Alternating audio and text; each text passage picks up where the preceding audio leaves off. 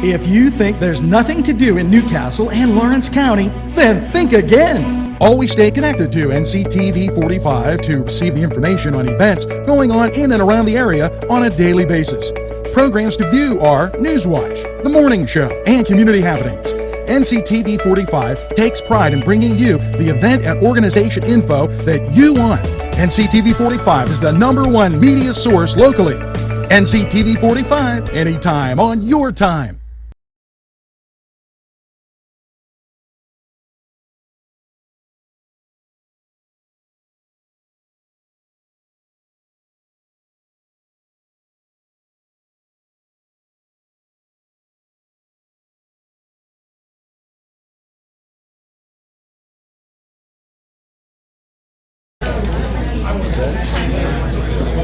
Hello, and thanks for tuning in to NCTV45. We're getting ready to go live as we present the YDC Open Forum. We're being broadcast from KBN Studios in Newcastle, Pennsylvania. And today we hope to be able to answer some questions about the facility, about the various issues surrounding the facility. Now, we're going to be giving you a two-step broadcast, which is going to allow us to share, take comments, and view those things as they are happening live. I will occasionally on one camera be scanning the panel audience. Nice to meet you. On the other camera, we will be taking a look at the speaker. Our NCTV45 mics are at place in the podium, and I've had lots of help from my son Angelo, who's spent a lot of great time helping me, and folks here making this event happen. And I want to thank everybody at KBN. I want to thank everybody that's made the whole situation happen here for their grace, hospitality, and what have you. Now, as I'm told, they should begin coming down, and we will be going live in probably another 5 minutes. I'm not going to let the camera run for 5 minutes and just take up your time. As you see, people are getting themselves set in here, and we'll do a switch of the camera just to show you the area.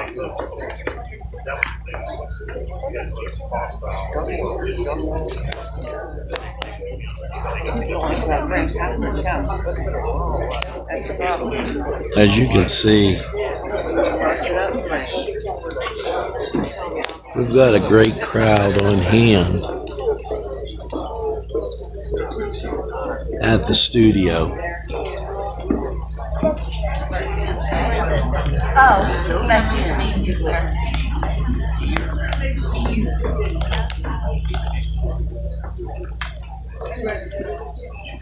And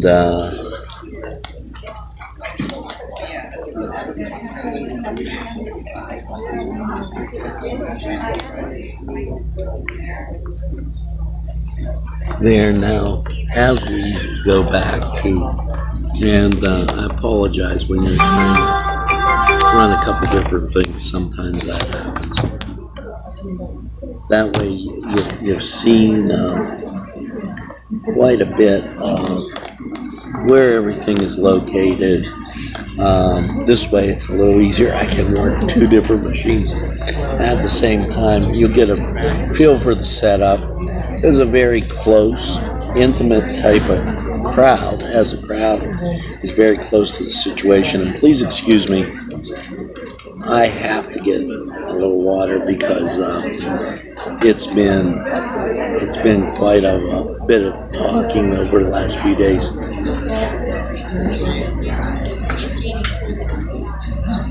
I don't want to lose my voice. In about a minute or so, I expect everybody to come down and be getting seated. I'm waiting to hear from that very thing. I've not gotten the word yet. When that word comes out, I will send this live, and it will be on NCTV45, and also we will share it across all the different media.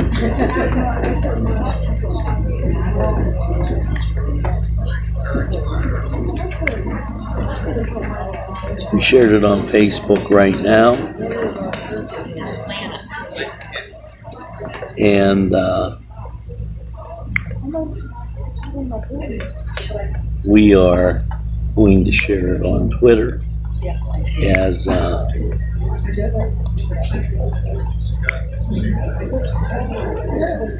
that way we'll get it out on these different mediums.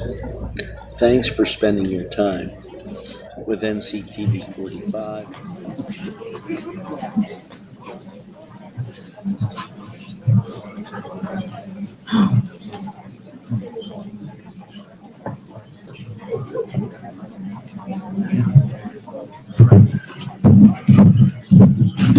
Good evening, everybody.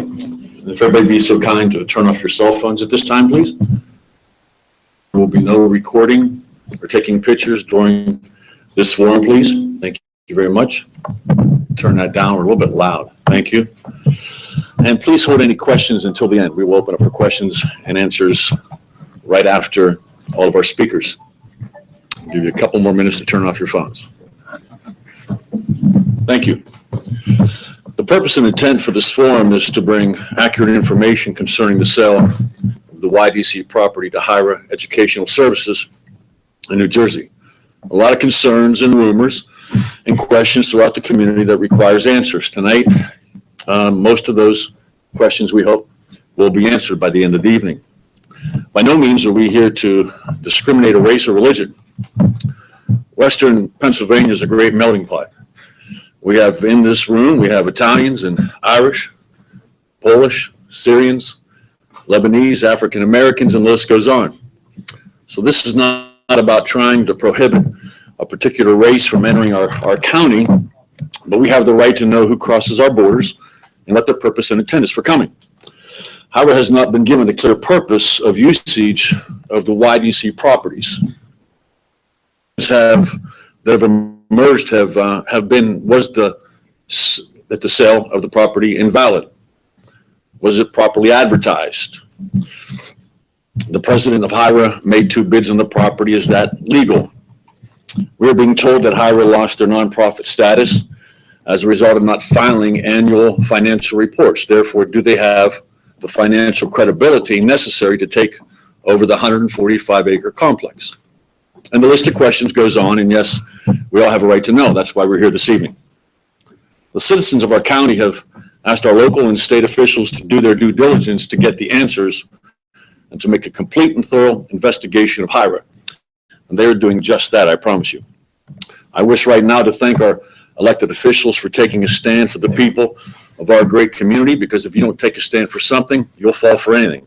So I wish to thank them at this time for what they're doing on behalf of our community.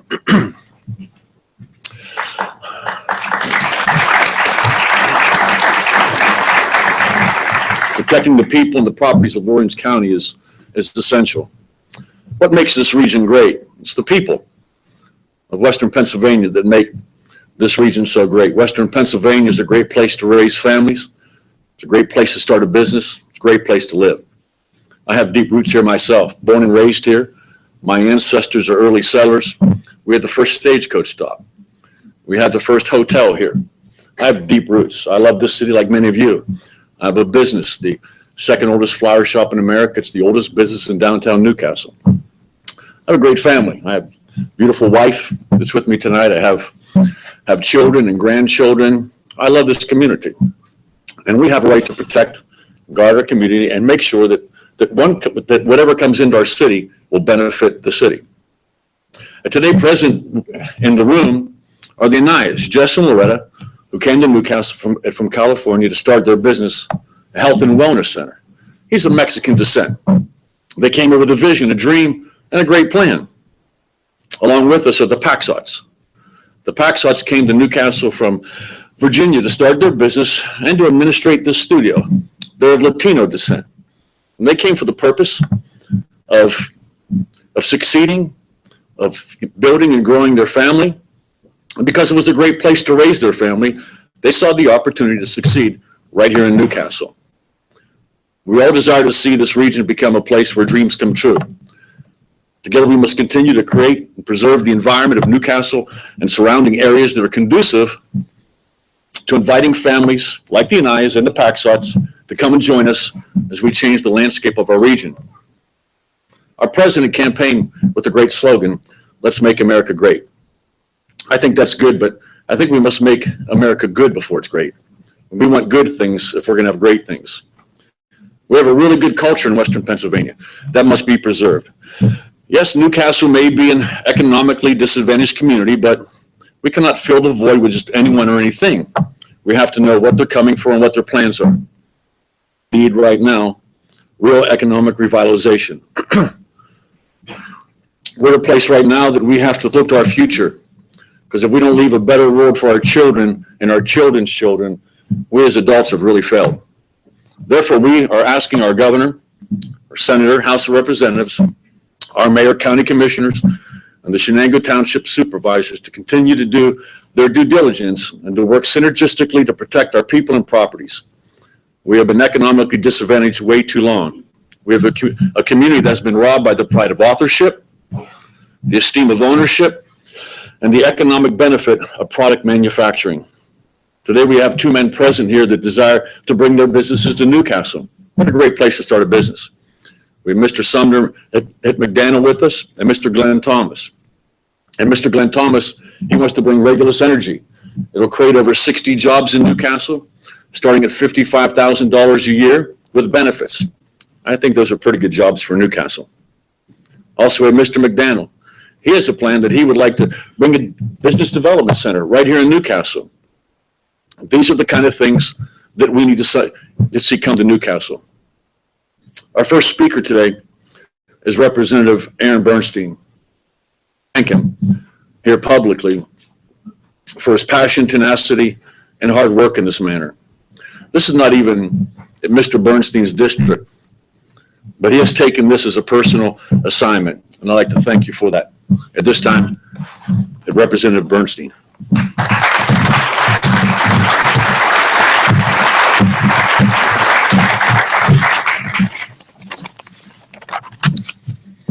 Thank you so much, and Mark, thank you for putting this event on to bring the community together on this extremely important event. Let me be clear, I'm not happy of why we're here today, but I am happy that we are here. And I want to expand a little bit about that. See, strong communities step up, and strong communities step up when there's an issue that they're concerned about. And when there's an issue that they're concerned about, they rally behind a cause, they drive to the root of the issue, and then they work tirelessly to find out a solution to that problem. And I would share with you that tonight, with so many people that are here today, as well as the hundreds and hundreds of phone calls that we've received, both Representative Sanada and I, and the letters and the emails and the Facebook messages, this community is one that will drive through this problem, and we will work together and exit stronger. My goal tonight, I want to do three things this evening. First and foremost, I want to walk you through what we know. So I think it's important to understand what we know today about the situation that exists with HIRA and the YDC facility. The second thing is I want to talk about what we've done. And I will tell you that you have a group of people that you've elected, regardless of where you are, that work absolutely tirelessly on this issue. Representative Sanada and I talk to Chris a lot, by the way. I've known him for a couple years. But we've talked about this a lot. And we're always working extremely hard on this, as well as with Senator Vogel, working with having communication with the city of Newcastle, though it isn't right in the city of Newcastle, from Shenango Township, as well as for the commissioners. You need to understand what we've done so far. And then we have to talk about what we don't know and what we're still going to work to find out. Not just us up here, but you folks out there as well. I want to be clear that this region is accepting of people from every religious background and every race. I think if you look around the room to your right or left, young and old, especially here in Western PA, we all have a little bit of a different complexion than the person to your right or left. But the veil of secrecy that higher educational group has operated under has caused confusion and concern. So let's talk about what we know.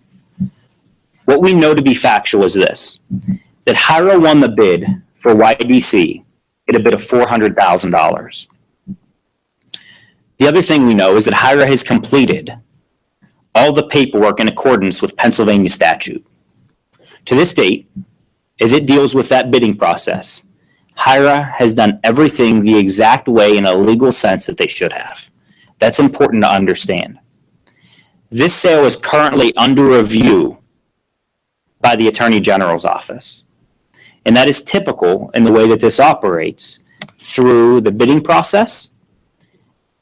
And now it's in the review process by the Attorney General. If this process moves forward and is signed off and okayed by the Attorney General, HIRA will have 5 days to pay from the point that it is declared acceptable. We'll have 5 days to pay the additional $32,000. They've already made an $8,000 payment.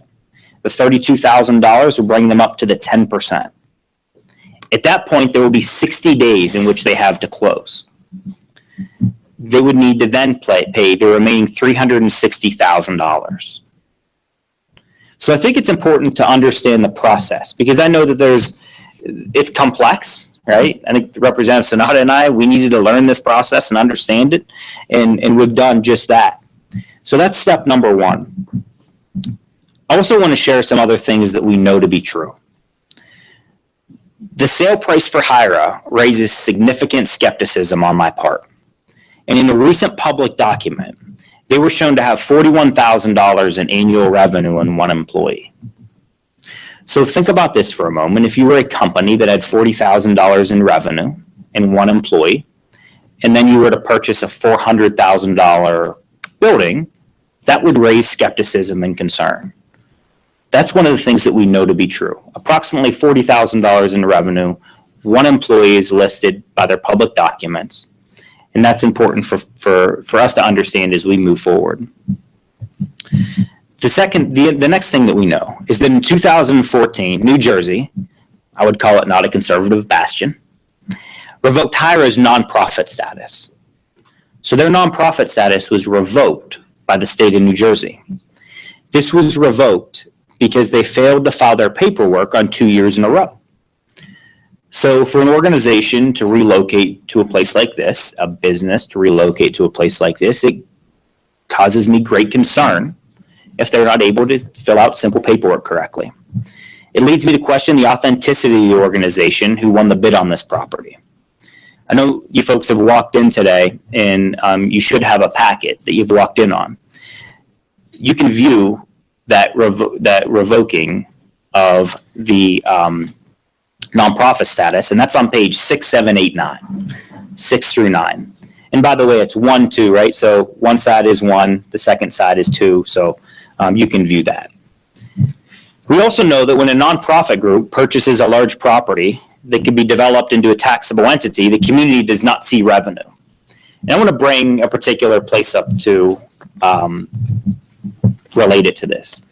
Who in here has heard of South Point near Pittsburgh? Anybody? Okay.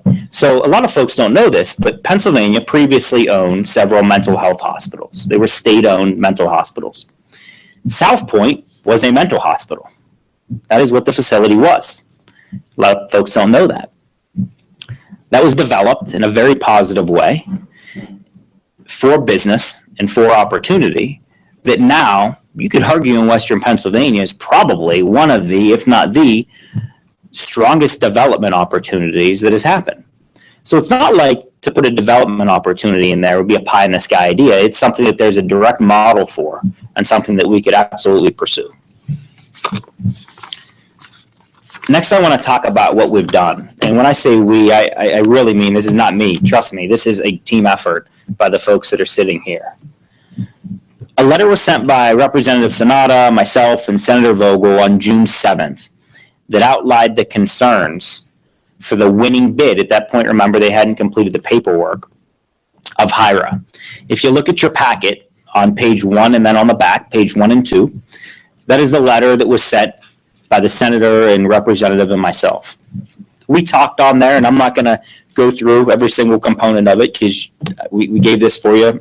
Chris and I put this together for you to take home. But we talked about the inability to potentially handle it financially. And we talked about some of the significant concerns that we had. From that letter, on June 13th in Senator Vogel's office, we had a meeting with Representative Sanada, Senator Vogel, and myself.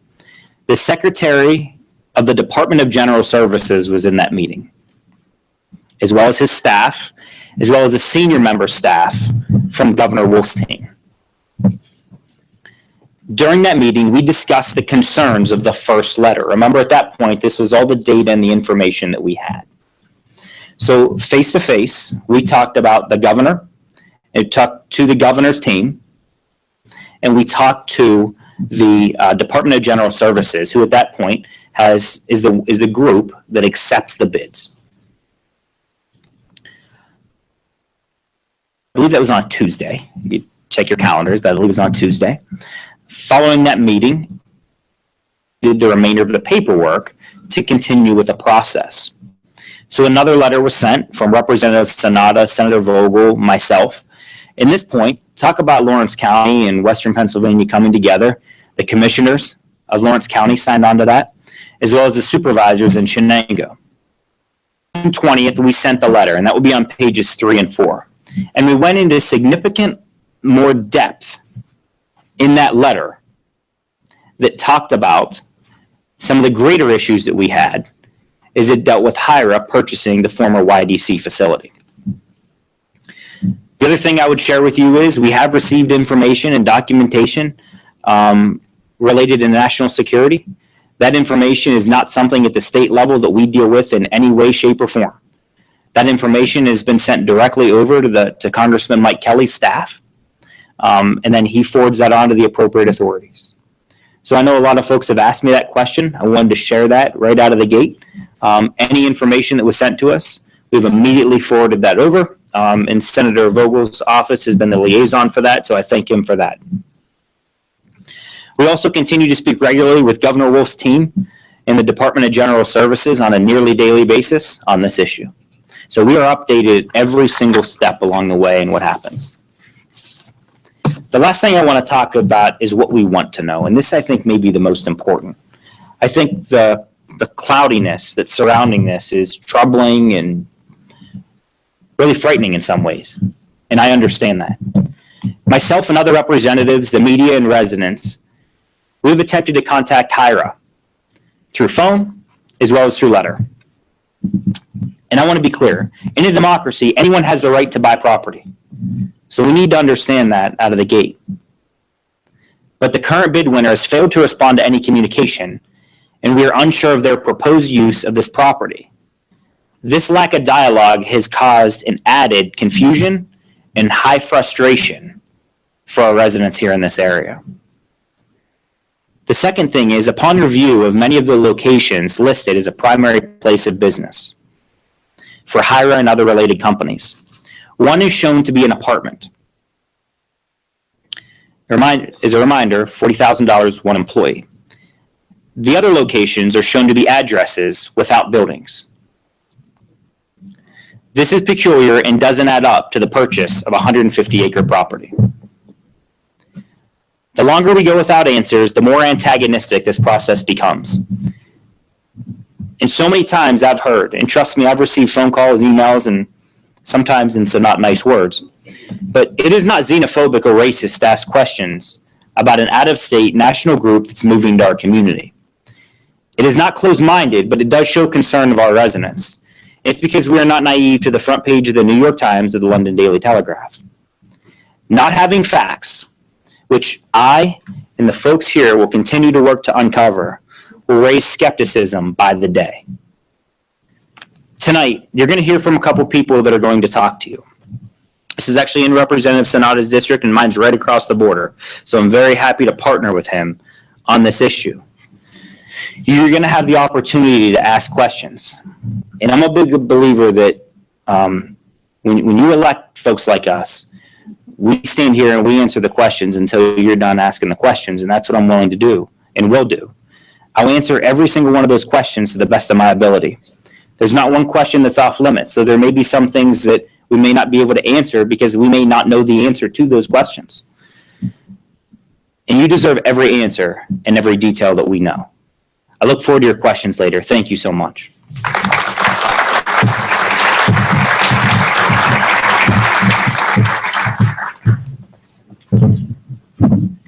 Next, Representative Chris Sanada.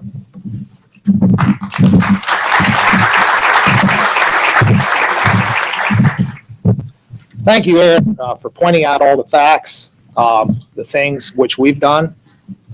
As he said, Chenango Township is my district. I'm in my 23rd year in the legislature, and I've seen many things over the years. We've gone through different ups and downs. And when we look at this whole process, it all comes down to the process, beginning with DGS, how they disregard state property. And when you look at, what has to happen and how it has to happen. I mean, the whole process has been very disappointing, actually, because we weren't notified once the bids were sold. We actually read it in the newspaper. And usually the process is you get a courtesy phone call. And that's the process. And it's a little disturbing and how it happened, but we have to put this in perspective because it does involve our community. Any potential new business that comes to our community, we want to welcome them. The township supervisors, the county commissioner, the mayor, the legislative delegation, that's what we want to do. And what's happened here is we've had no communication from day one. And when we look at it and say, they accept the bid, that was one day after the bids were sealed. And then we started doing some digging and doing some research and trying to find out about the company. We tried to reach out to the company. And I think that's the message here. And to this day, we would still like to talk to the company because we want to know, what are your plans? What do you want to do? Are you a nonprofit or are you a profit? What plans do you have for the facility? Do you have the financial wherewithal to be able to develop that property? The bid price of $400,000. It originally was $2 million. Then it went down to $875,000. Then it went down to $300,000 because nobody was bidding on it.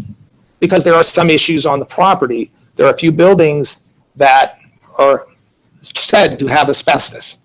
And when that happens, it takes financial wherewithal to rectify it, get it fixed, and get it done.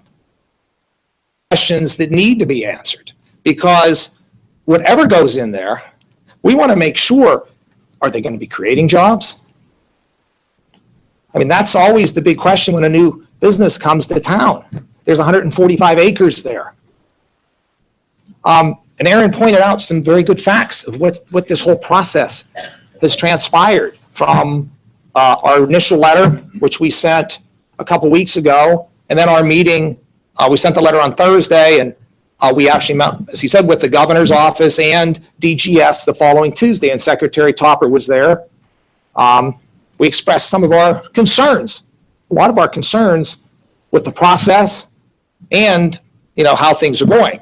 We couldn't say a whole lot about the meeting until after Thursday at 5 o'clock when we found out that they did sign the agreement.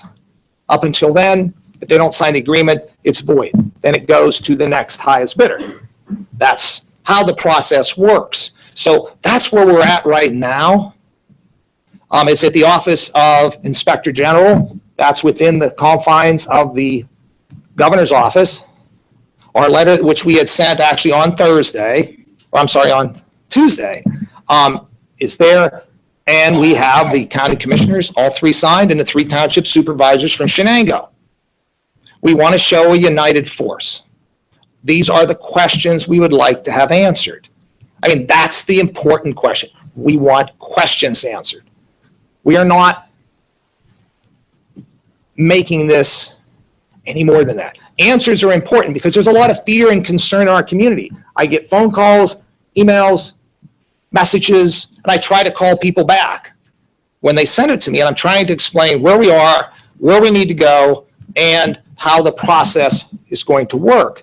But there's a lot of fear in our community, and those fears need to be resolved. And that's not going to happen until HIRA contacts us and lets us know, what are the plans? What do you plan on doing? I mean, it has brought a level in this community I haven't seen in my 23 years in office. I've never seen something like we've seen the last 2 weeks just because of the unknown. It's the unknown. And we're just asking questions. That's our job. Because what happens, a lot of people get confused on the process. Let me say this, and I know I have a lot of my Shenango residents here. The Shenango Township supervisors have nothing to do with this. It's not their property.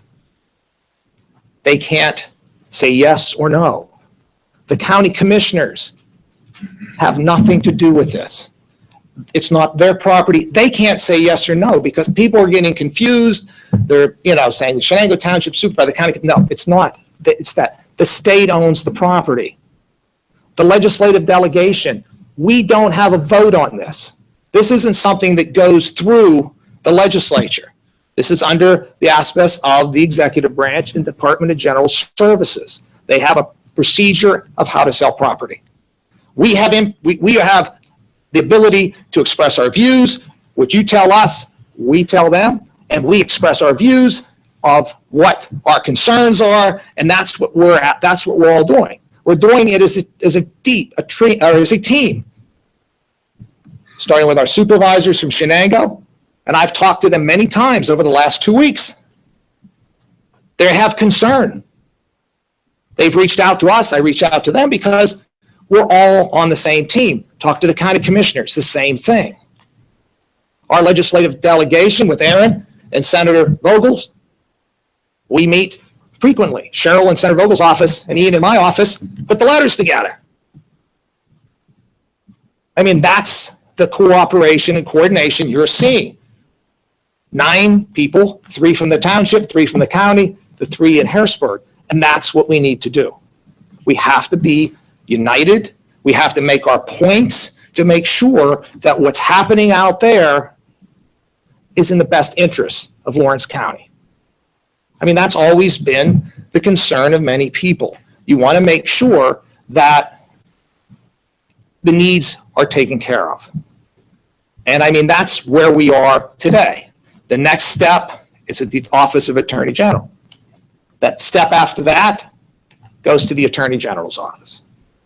Some of the allegations, some of the things that were said, we're hoping that the Attorney General looks at those things. He looks at those things. If it goes past that, as Aaron has said, it goes back to DGS. They send it to the bidder, which would be HIRA. Then they have 5 days to come up with $32,000. If they come up with $32,000, the next step will be 60 days to come up with the other $368,000. It's like a process.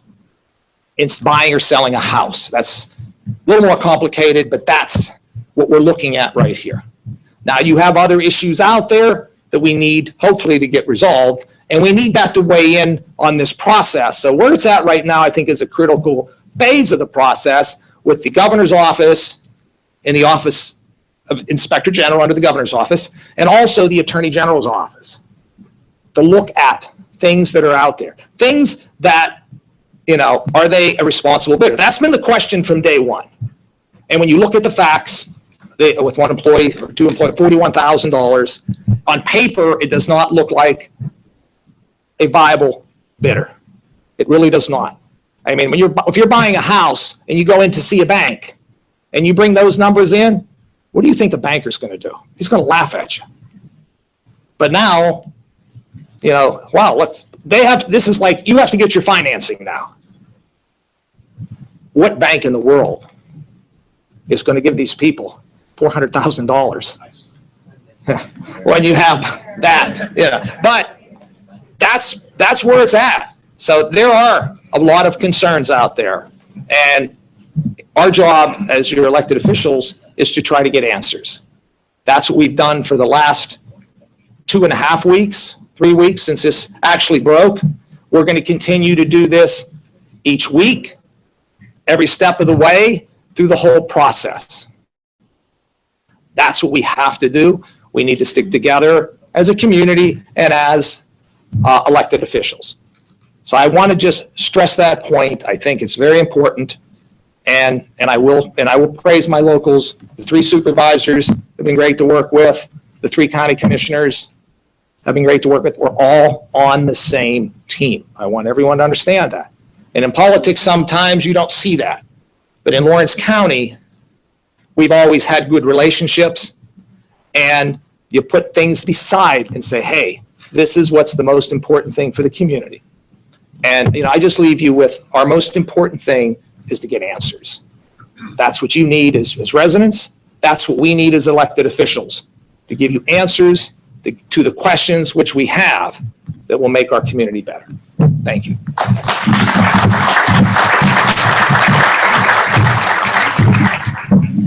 Josh Konachek is here with us from the Senator's office.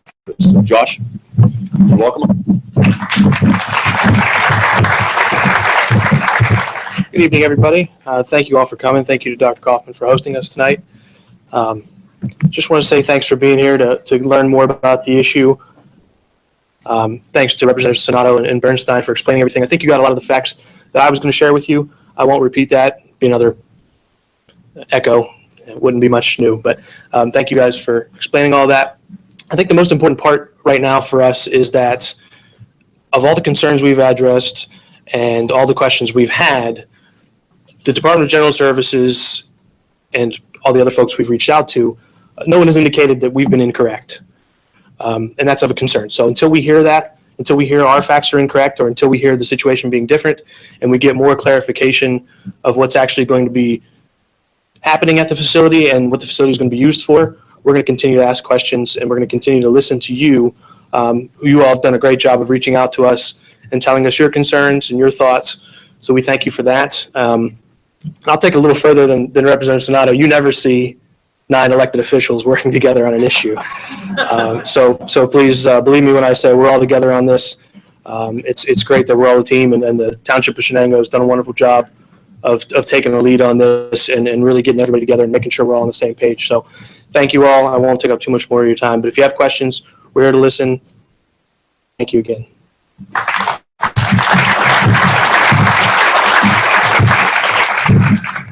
As it's been said, the supervisors of Shenango Township have been doing their due diligence and working really hard on this. I've spoke with them several times. I'm very impressed with how hard they're working. So at this time, Mr. Frank Augustine.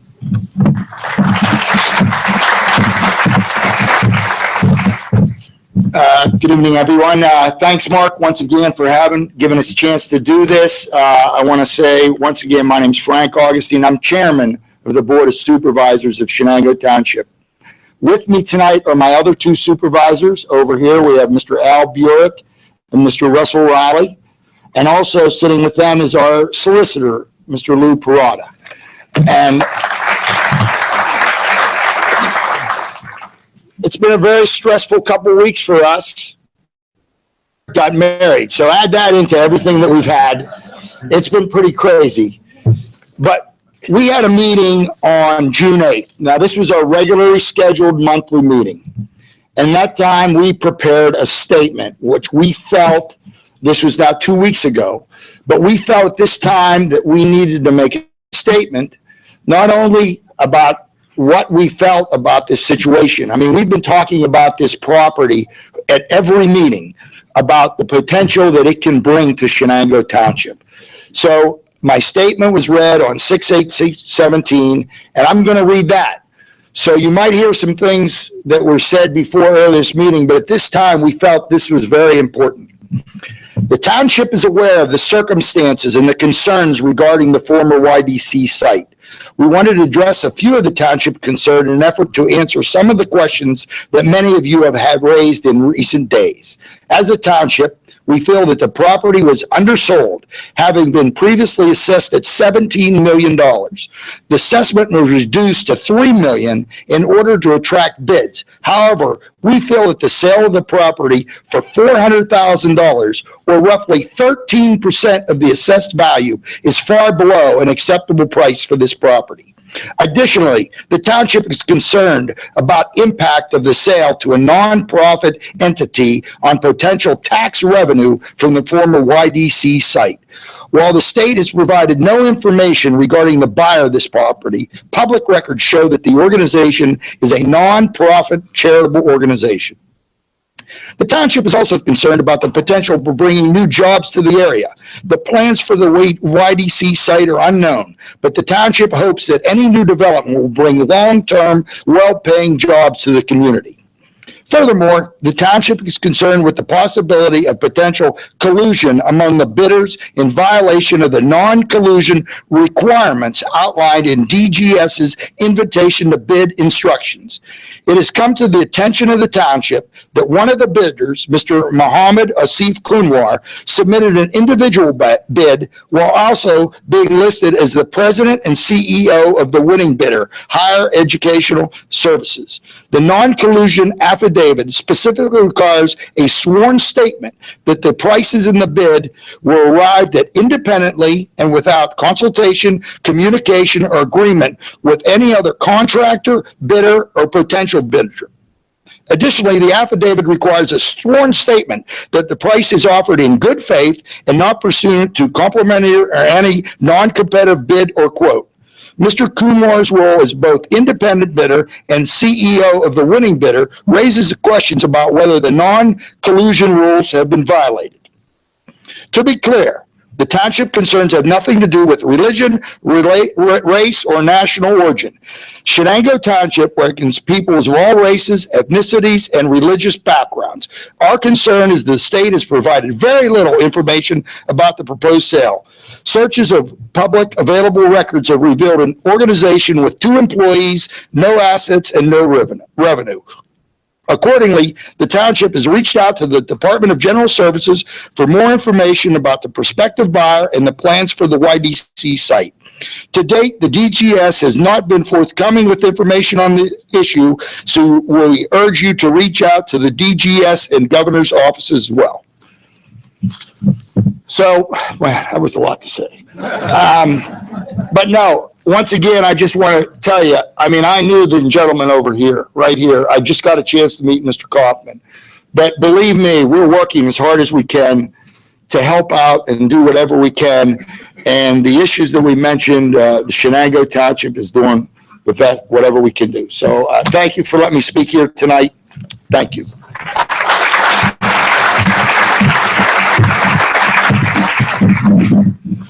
This evening is Bruce Leonardi. He represents Act for America.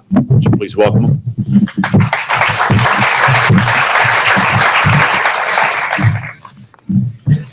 Well, it's nice to be in Newcastle. I'm from Duquesne, Pennsylvania, and when I grew up in high school, we had some winning basketball teams.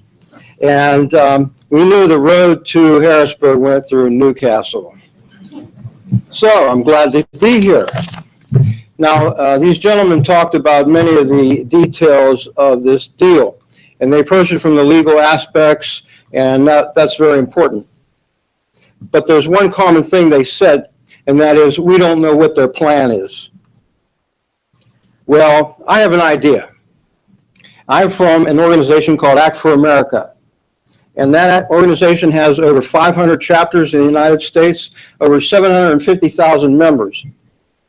I'm chapter leader of Pittsburgh, Act for America Pittsburgh, and the organization, the national organization founded by Brigitte Gabriel, keeps us aware of trends and issues that are important to American communities.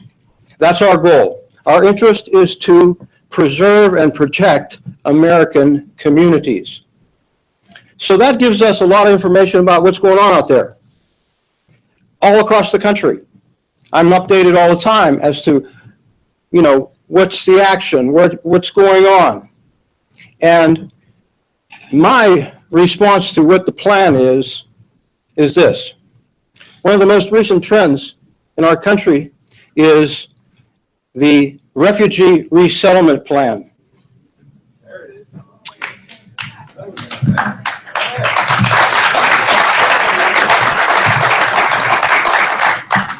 I think I know the plan. There you go. The plan is that a nonprofit organization become a immigration refugee contractor. Yes, there you go. As a refugee contractor, they can bring in thousands of refugees if they have the facility to house them. Well, the YDC is the perfect facility. And I'm just here to, you know, send out a warning. I'm going to be Paul Revere, okay? And I want you to know that this could be coming. And you need to organize, you need to work together, you need to equip your community with the ideas that we have a great community here. And we want to use the homegrown resources of our community. And that can be done. That can be done. Now, HIRA has been mentioned. So I did a little investigation. We like to do reasonable intelligence acquiring. And I found out that HIRA is really a human services organization. And human services bleeds very easily into being a refugee contractor. And so this is the kind of company that we need to, as these people are doing, investigate very clearly. They don't have a plan, they're not telling a plan. I'm saying this could be the plan. And from my experience over watching what's happening in the country and from details from other places, this is one of the plans that could happen. And I'm not trying to, you know, create panic or anything like that. What I'm trying to do is alert you. That's our job in Act for America, to alert American communities to take action, Act for America, so that our communities are preserved as American communities. So I'm here. If you have any questions about Act for America and what we can do to help you get a larger perspective, a national perspective on what's going on, I'd be glad to answer your questions. Thank you.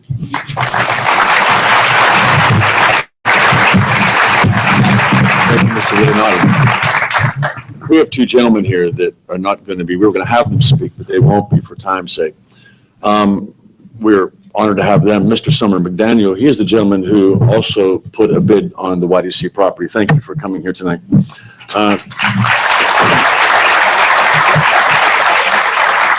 Not knowing the bidding process was going on, a gentleman who's here, Mr. Glenn Thomas from Buffalo, who is bringing Regulus Energy to Newcastle. We're excited to have him come to Newcastle and bring his business. Would you let him know?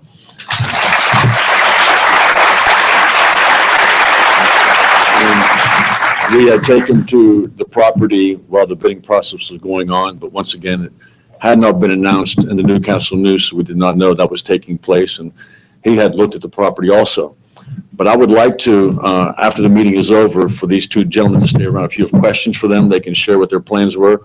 When they both shared them with me, I was very excited, and we're honored that both of them would consider bringing your businesses and doing what you intend on doing in Newcastle. Thank you for that consideration. And at this time, I'm going to turn it back over to the representatives. They have some questions. If you have questions at this time, they'll be more than glad to answer.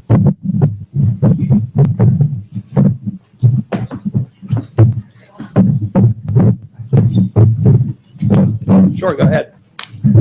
Chris, Yeah. this is incorrect here, okay? I worked at YDC 16 years. Past union president out there asked me, 200 employees, okay? We have over 450 out there. The first layoff, we lost about 236 employees out there at the first layoff. And the second layoff, when they closed it, we lost the rest, okay? Now, go from bottom of the pay scale to the top of the pay scale, your average employee out there is about $50,000 a year, plus your benefit package. Place has never been closed. Now, no political assassination. We can't afford to let this thing go down the tubes right now. You know, number one, Pennsylvania's not in the, what do you want to call it, property management, what do you want to call it. They should have hired a company someplace, advertise this here nationwide, put it in a Wall Street Journal, something like that. You have companies all over the United States here would like to move up this part of the country, up a branch or something like that. They could up to $10, $15 million for maybe 200, 600 jobs. Whoever's the Harrisburg are going to be fired. Amen. It's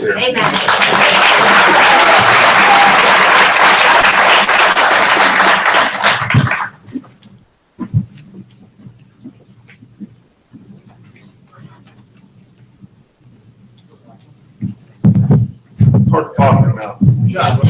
I'm not a good speaker. I'm to the point. I'm blunt. You know, that's how I am. Me and Chris had arguments in the past like that. YDC, you just stay off the part of the you need to go on tax rolls, okay? When you get jobs out here. I've talked to people that want to come to this meeting because it's Chenango Township. Bull. This is Beaver County. It's Lawrence County. It's Butler County. All this here, okay? Out there, right now, that place being closed. Their electric bill is about $25,000 a month. Electric bill being closed. It's all electric out there. When the place is open, it's about $50,000 a month. How are they going to pay for this here with an income of $40,000 a year? Okay, plus your maintenance out there and stuff like that. You know, I told you, you need to get this meeting here and be here in numbers. Okay, our numbers is we each have a vote. Okay, if Wolf don't do the job for us, he ain't making next election. That's how I feel about it. Okay, and you know, we talk about Trump. You know, with the swamp. Well, Pennsylvania, we have the Everglades. Wow. We need to do our job here as a group of people stick together, okay? I want to hear it can't be done. It can be done, okay? Amen. So let's put the ball here and a group stick together, okay? Thank you, Doc. Ladies and gentlemen, if we can, because of, we want to get as many questions, answer as many questions as possible. Let's keep it to questions, okay? Not a lot of comments so we can hear from a lot of you, okay? Thank you. Yes, go ahead. I have one simple question. Yeah. And it's about all of our questions. Does this facility have, does HIRA, are they legally required to answer any of our questions? No. They're not? No. Does anyone really expect them to answer any of our questions? But it's a common courtesy. I mean, any business that would come into a community, any respectable business coming into a community would want to meet with their elected officials, the township super, the commissioners, legislators, and tell us what their plans are. That's our questions to them. By law, are you required? No. If you're selling a house, do you have to tell the person you're selling to what you're going to do with it? I mean, I use the house analogy, but it comes back to that according to what the laws are. But I'm saying is, we need them to do that. That's what our question is. We want them to do that. What's that? We have a question here. Oh, sure. As far as the bidding process, Yeah. They say they had to take the highest bidder. Yeah. I've been a contractor for years, and I can tell you, it's the low bid wins, but they don't necessarily have to take the low bid. Yes. That's number one. That's somewhat rhetorical, but really, I mean, what it comes down to is, what if the leader of ISIS would put a bid in for $1 and he's the only bidder? I mean, they can accept that bid. The state of Pennsylvania, I mean, that's pretty irresponsible, if you ask me. Yeah, I'll walk you through the process if that's okay, and the way that it actually functions. So typically, what transpires with a building and through the bidding process and the way that it currently exists today. And I'm just sharing with you the way it exists, not the way if I were king for a day, I would make it exist. So there's a baseline in which they say the minimum bid is X or the minimum bid is Y, right? So in this case, it happened to be $300,000. So anybody out there could make a bid of X or higher. So at this point, it was $300,000 or higher. At this point, it was $300,000 or higher. Before, it was a higher amount, correct? So what happens is through the process, the winning bidder, needs to meet each and every obligation as they go through. Part of that process right now is where it's in the Inspector General, the Attorney General's office, in which they're doing an evaluation of all the information that has been provided to them. One of the things that we've done, and by the way, I'll share with you a lot of it. It's not just Representative Sanada and I and Senator Vogel and the commissioners and as well as the folks in Chenango. The work that additionally has happened is from people like you, right? You've sent in information and we've passed that on and we've done that. We're not investigators, but we're doing the best that we can with the tools that we have. So we're providing that information to them and we're hopeful that they take that into account. But don't they have to accept it? Yeah, so. You just can't accept it and say, okay, it's the highest bid, walk away. Right. Yes. Yeah, so your question, let me just repeat it so people can, so is there a due diligence process? The answer is yes, that is after the bid has been accepted. I'm not sharing you with the way that it should be, I'm just sharing with you the way that the process currently works today. Hello, Angelo Perrotta from NCTV45. We regularly receive updates from the governor's office, press releases, and from your offices. Upon calling the governor's office, they said a press release was sent to the Weber County Times. I was wondering, was there a reason that no press release was sent out to Weber County, the Elwood Ledger, the Newcastle News, Butler Eagle, Sharon, Herald, or myself, since I received updates when they were talking about the state retirement system. I've received updates when they're talking about the second Sunday, of the month to visit the governor's house. They said they only had to notify one piece of media. Does that mean they could have notified somebody in Williamsport? There you go. There you go. That was my problem. You're talking about a press release on the sale of YDC, or what press release are you talking about? They send out releases all the time. I'm Yeah. sorry, to announce the bid. And to announce the bid, Chris, that should have gone out to the general area in which that was located. The Department of the Resources that put these out will send us, 2 days later, they sent us, after it came out that Hyra had bid on the property, 2 days later, it came out that they were selling some cars and some computers and office stuff and what have you. Why didn't that department notify any news in this county? That's the DGS. They advertised it for 2 months online. These are what their guidelines But are. how come they send it out to every? I can't answer, I mean, that's an answer you'd have to get from DGS and the governor's office, but I'm They saying, don't return our call. I'm telling you that from our perspective, Angela, they don't contact us and let us know when that was happening as well. I mean, the process was there. The process has gone on for 2.5 years. And I'm saying is, for 2 months, it was on the internet sites and Chris, they I'm sent not out. picking on you, but they're I'm not picking and choosing when they're gonna send it out. On what property they send it out, property they don't send it out. If you send it out on a car, you should send it out on a facility as big as one. Come on. You can't. Yeah. This is where the whole problem started. When I heard about the bid. Hold on. Your phone. By the way, I could hear you without the microphone, but I wasn't going to say that. You said it first. When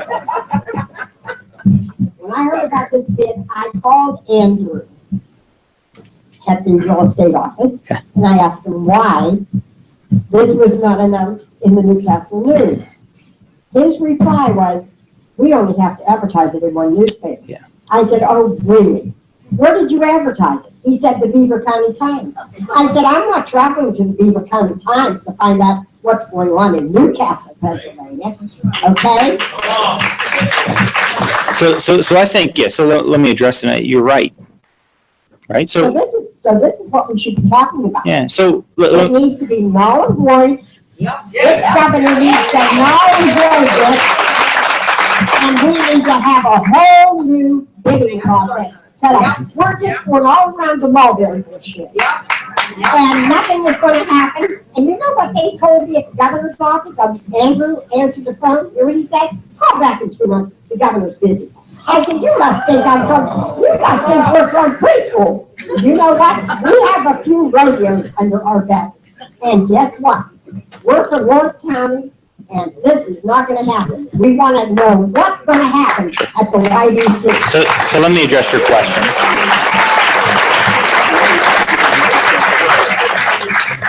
So let me address your question. And you're right. Okay? You're right. And the process there is flawed. The process there is broken.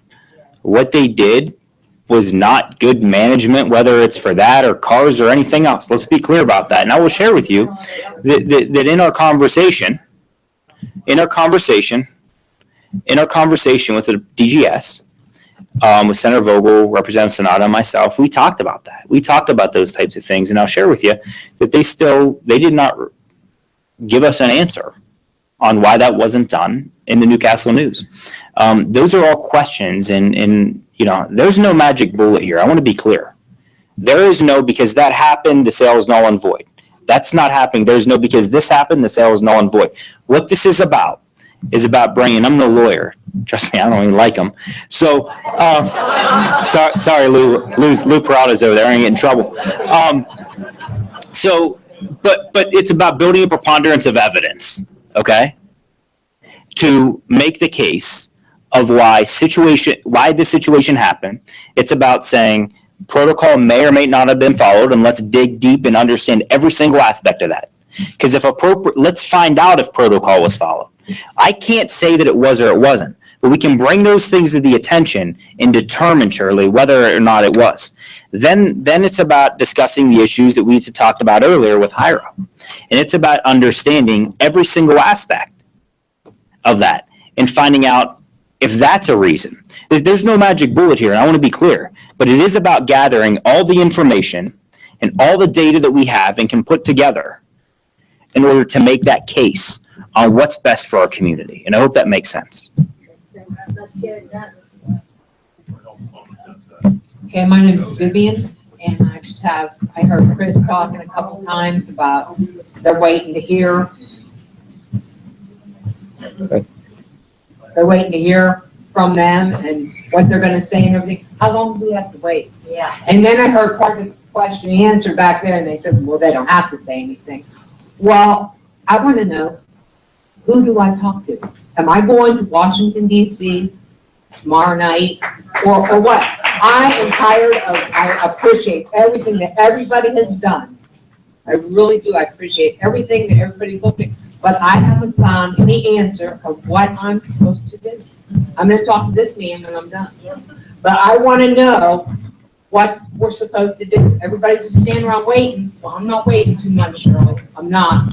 Well, we're not saying you should be waiting. We're saying is that Hira, we would like to hear what their plans are. We're Well, not, if they don't talk to well, they me, don't talk to us. We're doing what we're doing. We are sending letters from day one. We went to the governor's office, then we went, and I'm giving you an answer. What I'm saying is if you call me in the office and I don't come, I guess I'm not gonna have to come in that office anymore because I'm gonna be done, right? That's correct. Okay, well. That is one aspect of what we're saying. My point is, we're not waiting for Hira. We did a letter 2 weeks ago. We did one this week, and we're gonna do one to the Attorney General. We throw that out there to say, we would like to hear from them. We've said it from day one. We'll say it next week and the week after. They don't have to respond to us, but we're not sitting back waiting to hear from them.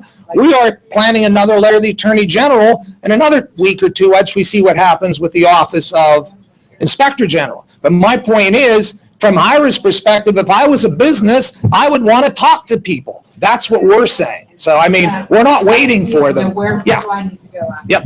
Let me ask you this question, Mr. Snow. Yeah. Here's what the people are asking here. You keep saying to them, okay, we're waiting for a plan, but then you said they don't have to give you the plan. Correct. So we don't need to wait. We may never hear from them. Correct. I think what the people are saying here, we have to expedite this in a fashion. Forget about the plan. We know what the plan is. Let's forget the plan and let's roll up our sleeves. Let's get in the governor's office and let's get it done. That's what they're saying.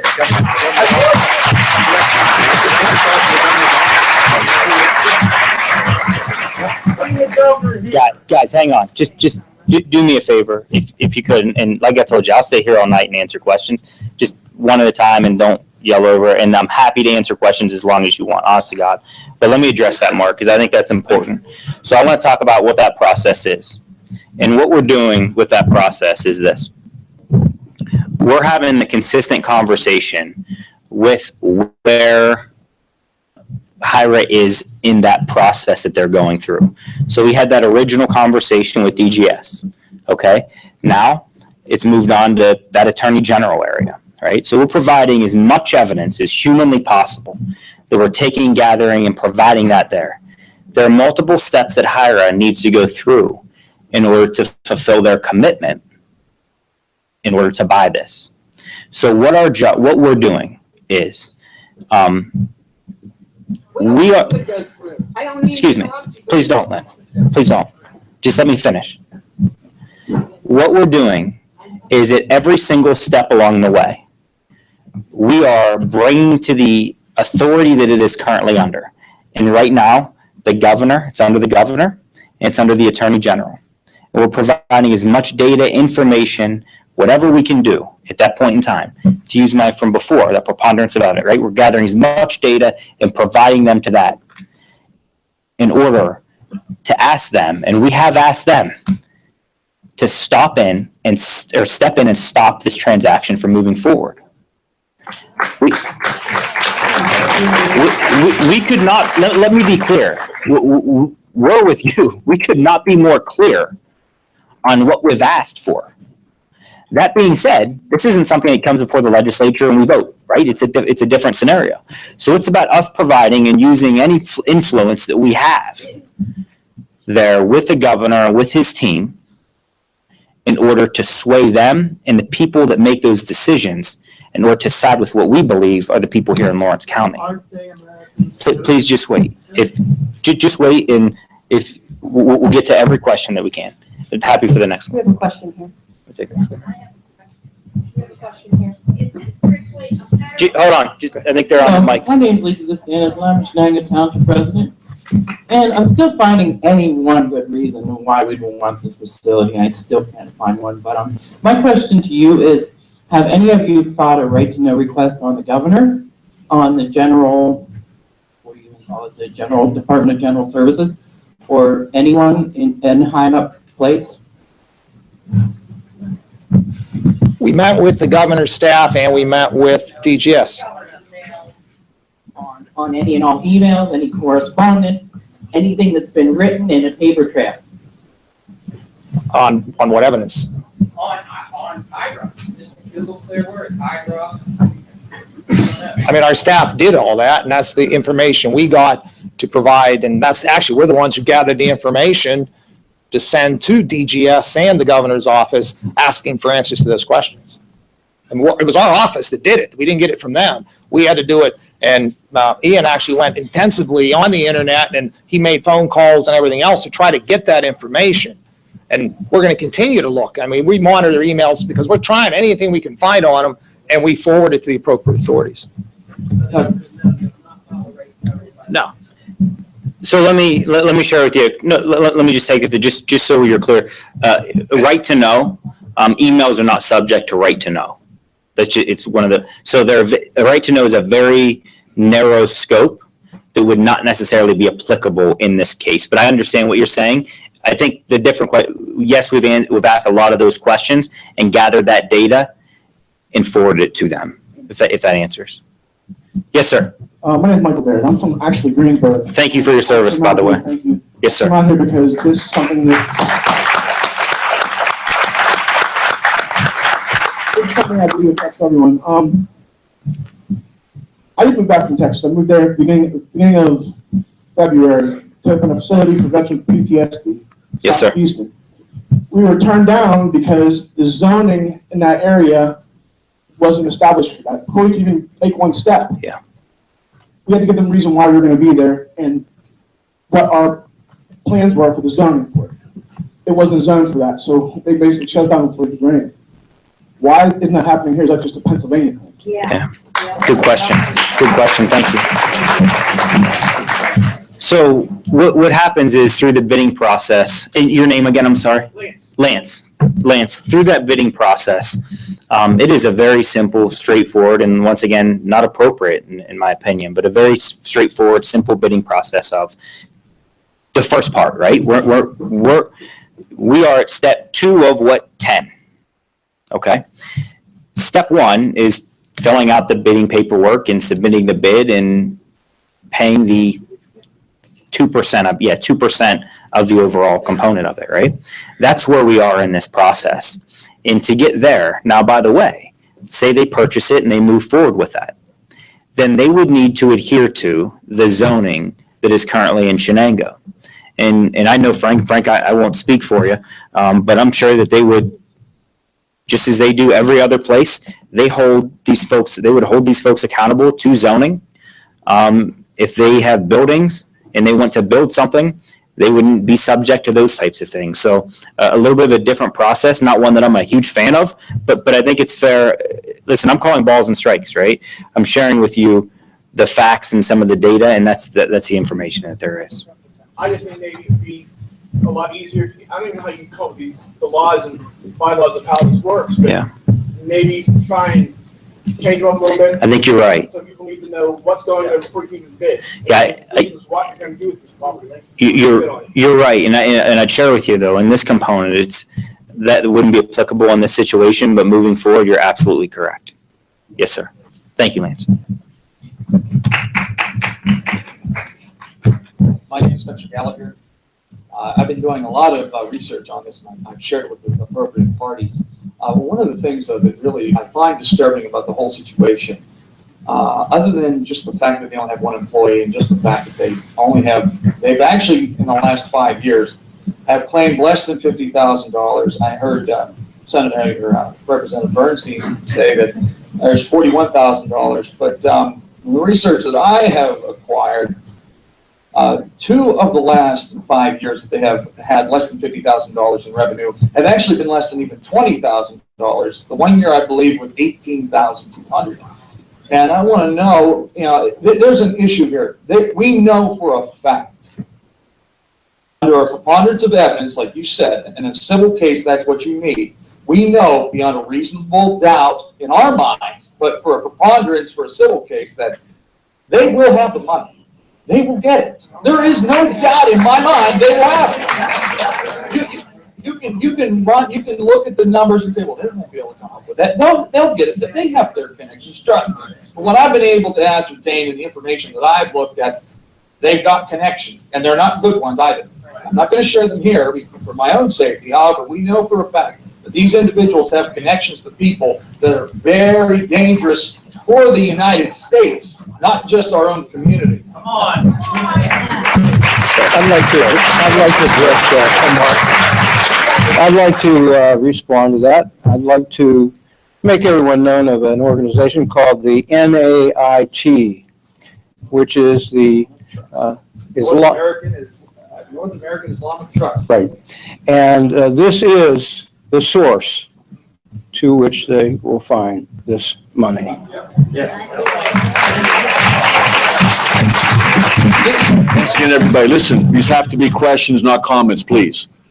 If you start making comments, we're going to have to interrupt you. This is question and answer time. I want to know Please. one quick thing too, Mark. It has to be a question, please. It is a question. Okay. From what I've also looked at is when it came to the state only, putting out the information to one newspaper, in my research, I find it interesting that this group already had bid on a state correctional institution in Crescent. If anybody wants to know where that is, it's out by Gallatin, Altoona area. They lost the bid to a local. So my question is, as again from Mrs. Solomon's view, apparently somebody out there in the local newspaper was notified about this, but it seems interesting that Lawrence County, and I'm going to make this a little bit political, but here's another question for you. When Lawrence County was counted in the election for Trump, Pennsylvania was light blue, the whole map. When Lawrence County was counted, it went red. I mean, I wonder why. What's your question? My question is, what are we going to do? How are we going to go about doing it to stop this? Because we don't want to turn into Dearborn, Michigan. And how are you individuals going to stop that?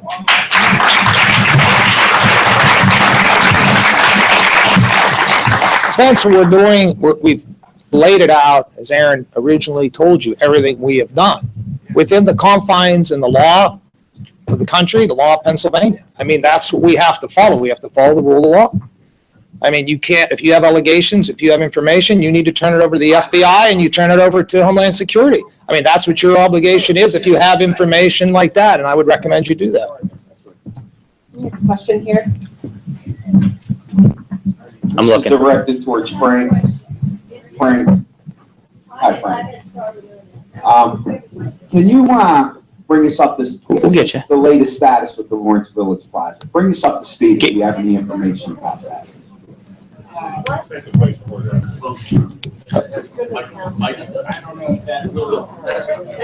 Guys, I think just from upon legal counsel, I'm not going to, that Representative Sanada and I were the only one. I mean, There's two, it's up for sale. I mean, we haven't heard a thing. We don't know anything. Was it sold?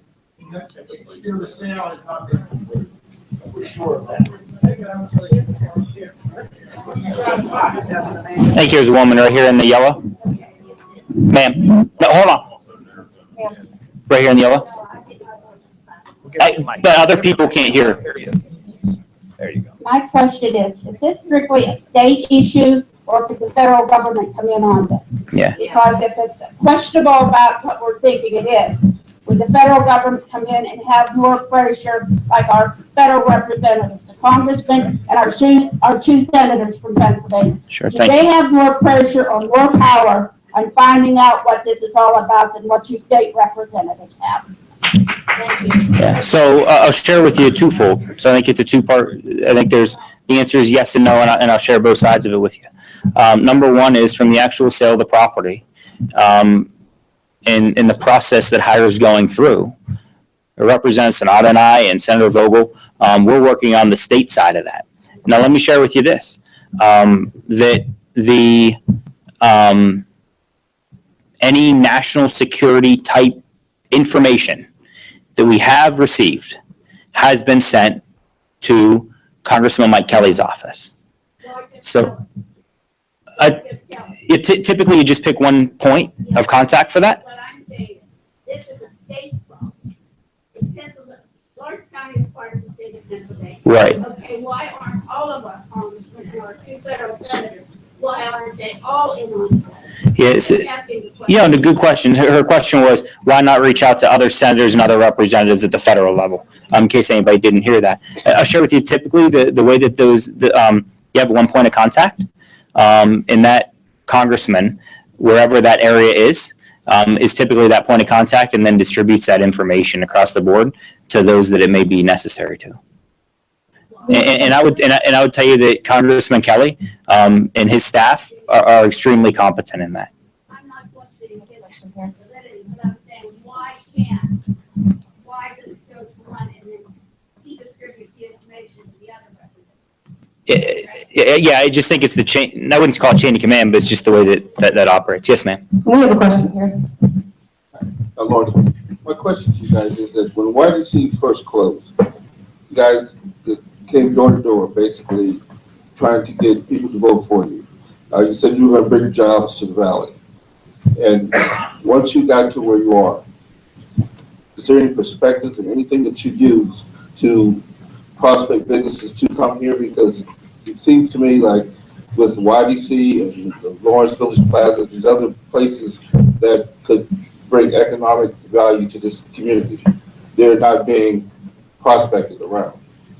And we just want to know why, you're not out there doing that. Well, I'll answer that. I mean, it is happening. It happens all the time. It's not the front page of the paper, but I mean, from the locals, from the township supervisors in every township, they do their duty. The mayor does his. We work with them. We work with the commissioners. I mean, you get that information out there. And Lawrence County Economic Development, they help market it as well as the chamber. So I'm saying we all try to work in tandem to try to recruit and try to bring business into the community. And we got good news this week for the city of Newcastle. So I mean, it's one of those things. It's a slow process, and we try to do what we can do. But like as far as the YDC property, when YDC closed, that was 4 years ago. That was under Governor Corbett. We were told it was moving out. It wasn't my district at the time, so I didn't get the first phone call. I got the third phone call as a representative in the county, and they told us the buses were pulling away. 3 months earlier, they told us everything was fine out there. And that goes back to the DGS, situation. They don't treat us as you would think, because we don't have a vote on it. If we had a vote on it, they would be giving us all kind of information.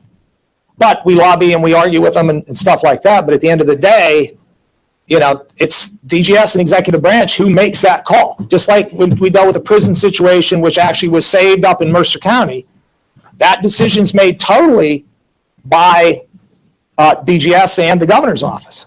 And they closed the Pittsburgh prison, and we were spared actually the prison up at Mercer. We all signed letters of support for Mercer because a lot of our people are working there by Representative Nesbitt. The way that works, and getting back to your question on Congressman Kelly, it's his district.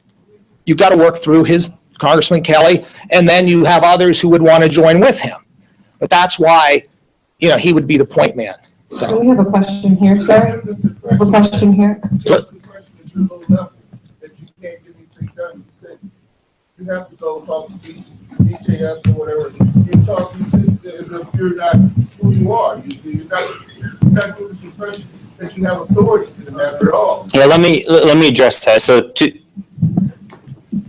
twofold. I'm sorry. He said it's like you don't have authority. I'll share with you that there are certain things and different components like government or whatever that you have authority and a vote on, and other things you don't. Let me give you an example. The budget's coming down the stretch. It's not what we're necessarily here to talk about, but budget's coming down the stretch, and we have a vote on that. Okay. There are other components that are strictly related to the executive branch, in which you would work hard in the legislative branch in order to leverage anything that you have in order to stop this sale, which is exactly what we're working to do. But DGS, Department of Governmental Services, reports directly to the executive branch without oversight from the legislative branch. So are there things that we can do? Absolutely. You talked about jobs and some of the things we're doing, and Representative Sanada, our districts butt up against each other, and I talk about jobs all the time, and we have some really good things that have happened right in other areas of my district, Cypress, Beaver Falls, Elwood City. But that being said, there are things that you do have authority over, and then there are other things that you don't have authority over, but you do have influence, and those are two different things. So you're right, we don't have the authority. I want to be clear. Nobody on the stage or sitting up here has the authority to stop this from happening. But that being said, that doesn't mean that we can't do everything that we can't do everything that we can in our power to influence those that do have authority in order to stop it from it. Well, who has authority on this is DGS, Department of Governmental Services, which reports directly up to Governor Wolf. So it's entirely in the executive branch. Next question. Yes, sir. I'm David Walters. And it's a two-part question. Good to see you. One question, two-part. The first part is, does anybody up there actually know what the occupancy variance on that property is right now in the state of Pennsylvania? That's the first part. Because, obviously, we have a gentleman up here that's, here because, he might have been interested in purchasing that property. Yeah. You know what I'm saying? Obviously, I think a lot of people don't understand this. occupancy variance really holds and ties the hands and binds the hands of most purchases on most properties, especially in a commercial level. Yeah. Whether it's nonprofit or it's a profit program. Yeah. You know, if you're not, you know, Walmart can't necessarily buy that property and use it in the statement that it's, you know, in the position it's in. Right. They would have to get a variance, they would have to probably destroy the property, Yeah. and build new under the variance. Therefore, the township and the county itself still holds power over housing. And see, people need to understand that. We still have power at our local level, regardless of how many people are saying we don't. Now, the second part of that question is, okay, when this property became put up for bid, which I agree with everybody here that, you know, you advertised it out of our county. Yes, sir. Which, first of all. Sir, a lot of other folks have, what's your question? Okay, the question is, can we, because we live in a commonwealth, this is not a state. Yeah. We live in a commonwealth, which we support the common good in this state. Okay, can we as a community, which already has begun, a petition to stop the sale of this based on it not being the best for our community? Yeah, good question. See, we live in a commonwealth, and it has to be. I understand. So, yeah, so I'll address that. So part of the, and there is a petition, by the way, that I know that Mark has put together and is on his website. So the answer to that is, I think that shows support, and I think that is part of it is part of the things that we show those who make the ultimate decision, which currently is in, as we talked before, in the Attorney General's office. That being said, the way state statute and state law reads today, that decision, when that process is followed, they don't run a poll or something and say, hey, what do people here necessarily think? Do I think that they should and that should have significant input? Absolutely. But I want to be clear, does it? The answer right now is no. And listen, I don't always give you the answer that you like, but I will always give you the most straightforward answer that I can possibly give. You have a question over here? Well, especially since the state attorney general's office practically bankrupt our local community hospital by dragging their feet in almost a year, and it's this close to closing, they owe us a big one. And another issue is, Pennsylvania does have a history. The 1993 World Trade Center bombing, practicing to make the bomb and to set it off was right in a farm outside of Harrisburg. So there was a president of terrorism in Pennsylvania. We're not being hyper or overly critical. And I think the state attorney general's office owes Lawrence County a huge, big one. And they need to really delve into this and not drag their feet like they do with the Jameson Hospital issue. You asked about. Right now, it seems like the state attorney general is like our only hope right now.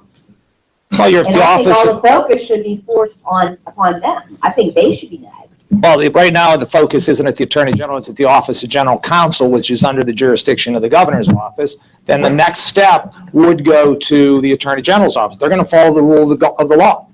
Your scenario dealing with the hospital, that was an antitrust issue, which dealt with competition. And that's where that got hung up for as long as it did, but it was based on competition and non-compete. This is sort of a different issue, but the Attorney General's job is to investigate everything that's out there, and they are, and all these things which we CC the Attorney General on the prior to letters which we sent, they have a copy of everything. The questions we have and things like that, and we also will send the Attorney General, once it actually hits that point, directly at them, say, hey, this is, scenario. But you have a different Attorney General than you had actually under the Jameson. But it's, when you look at it, it's going to be based on the facts and the law. It's not, well, we owe them one, so we're going to look at that. That's not how it works. It's actually, their job is to focus on the law and the statute, just like the courts have to. That's the law, that's the rules. Anything for you, Greg? That sounds regular energy. I have a question that the gentleman brought up about. I called you Greg. I meant Glenn. I'm sorry. You got the same guy that put two bids in. Yeah. Now, from what you said, sir, that that's against the statute of maybe the law or the regulations of Pennsylvania. Is that something that can be drilled into? And my question: do any of you know that could that would be an automatic rejection of both bids? Yeah, good. So if you, and I believe it was in the first letter, and if it wasn't, it was in the second, and if not, it was in an email, so take a look at the packet in there. But it did, I believe we did provide that information to them and ask them, as part of their evaluation of were things done right, back to our point where we talked before, right? Every single step and what's the scrutiny that we can put on. So we asked them, at that point, it was Department of DGS, Department of General Services, and then we'll do the same thing for the Attorney General. To me, it's about uncovering as many leaks as possible. You don't know for sure if that's something that can be definitely thrown out, like they have to follow it and they did it wrong, so they're out. Yeah, so I have an opinion on that, but I'm not a lawyer, like I said before. And the other thing is I don't give much of my personal opinion. I think my job to represent 62,000 people and, words have meaning. So I want to make sure that we presented that issue to the appropriate people and have asked them to investigate that issue. So absolutely, that's been done. Okay, an adjunct question. Yeah. Should the, get reviewed and there's some question about whether the law was followed right or the regulations were followed correctly, and should the Attorney General say, no, it's fine, well, and you folks disagree, do you have standing to be able to challenge that in court? Yeah, so I don't know the answer to that. I'll tell you that we're not necessarily down that deep in the foxhole. Absolutely, but what we're doing now is we're working to stop it at every single turn, and we're I'd say we're 3 steps ahead, right? But that's probably 10. So we're making sure though that we're evaluating every single option as we go through this. We have a question over here.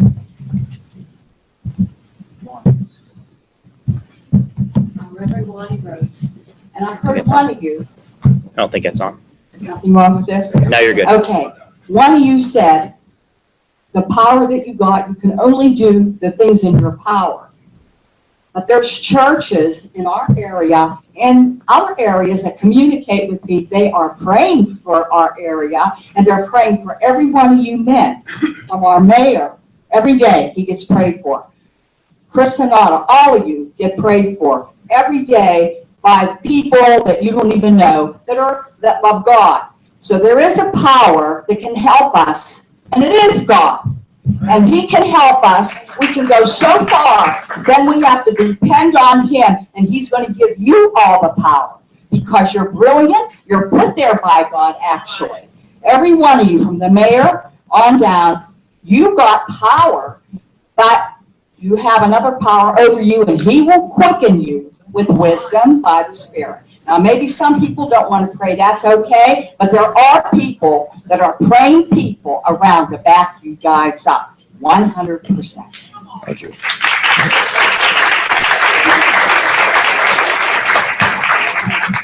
Go ahead. Hi, my name is Rhonda. Give the mic. My question is about me.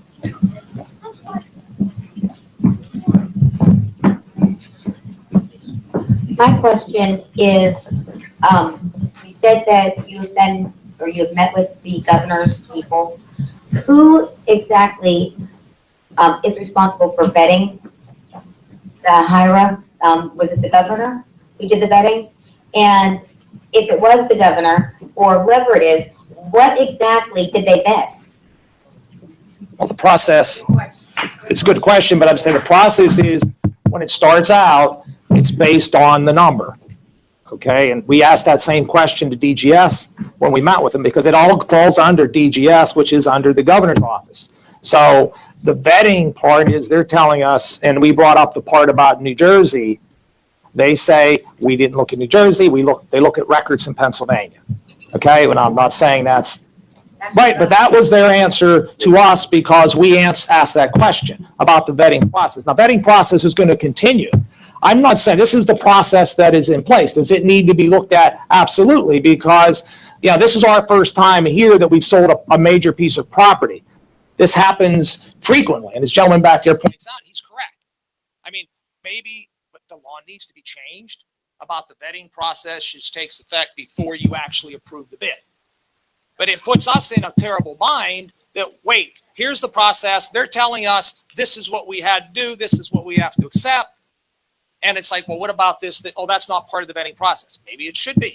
So I'm saying going forward, I mean, that's a conversation we need to have. And actually Secretary Topper at the meeting said, that's a conversation for another issue, because we did bring that up. I'm saying it's about as far as changing laws, because this whole process has been very frustrating, especially like you say, you should have a common good as well. And many bidding processes is, okay, you're not the highest bidder, but the second bidder or even a third bidder, actually it's higher when you look at the community value and what you can actually do if you have and get the property.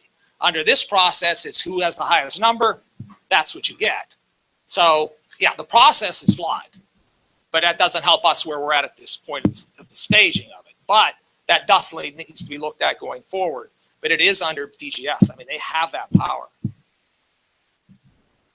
In the federal government, this is Angelo from NCTV45. In the federal government, they've investigated where today is collusion. Yeah. Okay. This entity attempting to buy YDC lost bid. It was published in Beaver County Times. Does the state assembly, representatives, senators, can they launch an investigation on if there was any collusion between these offices, Department of General Services, the governor, and why hasn't that held up the bid so that could be thoroughly investigated? Yeah, it's different at the federal and the state level. The investigatory powers are just significantly different from the federal and the state. Correct. Yeah, go ahead. Hi, Jill. What is the time frame? So we're sending letters to the different places, and we know that the possibility of pollution and all these things are. So when can the people expect to hear an answer sometime in this bidding process before they say, oh, well, you paid your $32,000 and all of this? Can we expect to hear a definite answer from the appropriate authorities before that is taking place? Yeah, so I don't want to use the word investigative process because that's probably not fair, but the approval process that hire would need to go through is a 30 to 45 days, I believe, is what was presented. 30 to 45 days. I would share with you that with all the information that's there, this one may take longer than that. Most of these things are fairly straightforward. This doesn't seem to be one of those. And that's an understatement, right? After that 30 to 45 days, at that point, they have 5 days to pay the remainder to get to the 10%, which would be the $32,000, then 60 days to close. But once that process is done, so our job between now and when that decision is made is to provide as much evidence as humanly possible to the Attorney General and to those organizations in order to understand every single thing that is being done, every factual piece of data and information that we have. So it's that 30 to 45 days. That they're going to make a decision with information that we're giving them before they would say, yes, you paid your money and have it. I would just to be honest with you, and that's the only way I know how to be. The answer to that's no, and I would tell you why. It's because I called Chris, I think, on a Sunday and said, Chris, well, I didn't know YDC got sold. That's great. And he goes, yeah, me neither. I said, yeah, somebody sent me a message and said, why? Right? I didn't know. I mean, I found out from somebody and we read it in the newspaper, right? And that's how we found that out. And then all this started. Somebody called from the media and talked to the governor's office, and they let them know that Higher Ed submitted the paperwork, and they didn't reach out to Representative Sonata or Senator Vogel or myself. So those are things that, thank you, Josh. After we explicitly, not asked, but they agreed to. That's different. We asked and they committed to us that would happen. So I would share with you that our job is to continue to put massive pressure on this situation in order to uncover every bit of data that we can. We have a question here, sir. Yes, Mary Jabiniak from the Newcastle News. You've said that you've talked to the DGS and to the governor's office. In your talks, do you feel that they are taking these concerns seriously, or are they trying to fluff you off? Are they eager to get the sale complete? What did you feel? I feel they are taking it seriously because the phone calls that were made directly to the governor's office, they got pressure there. Secretary Topper called each one of us personally after the paperwork was returned last Thursday. I mean, he called himself. He didn't have staff people. I mean, we stressed how important this issue was for us, myself, Senator Bowe, and Representative Bernstein. I said, look, this is a major issue. And I looked right at the governor's person, and she said, we know we're getting tons of calls to the governor's office. So each and every one of you made those calls. They are reaching that level, because that was her response back to me when I asked that. And I said, you're going to be getting more. So I think they are taking it seriously, Mary. I mean, but they're going this process, and that's what they keep using. We have to do this process. It's over here, then it goes here. They kept stressing that.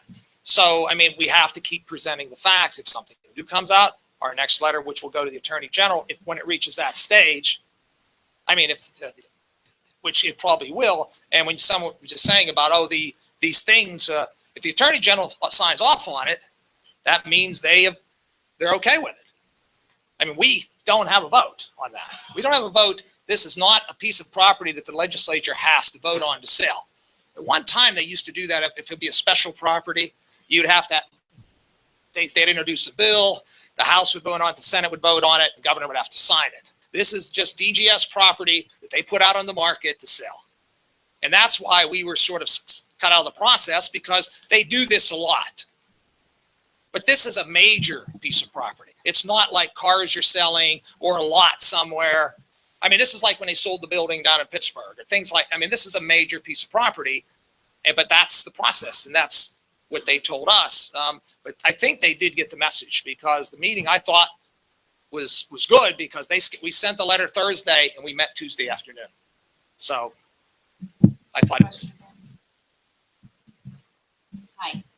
If I have a business and I declare bankruptcy in Pennsylvania, I can go to New York and open up another one. I can go to New Jersey and open up another one. Now, they've taken their nonprofit away from them to New Jersey. And they come to Pennsylvania and apply for nonprofit, and in that way, it's going to make them be standing. Would it not? Yeah, I would share, and just to be very honest with you, I don't know the answer to that question. That's something that we can definitely look up and get back to you. I just don't know how that exact nonprofit status works.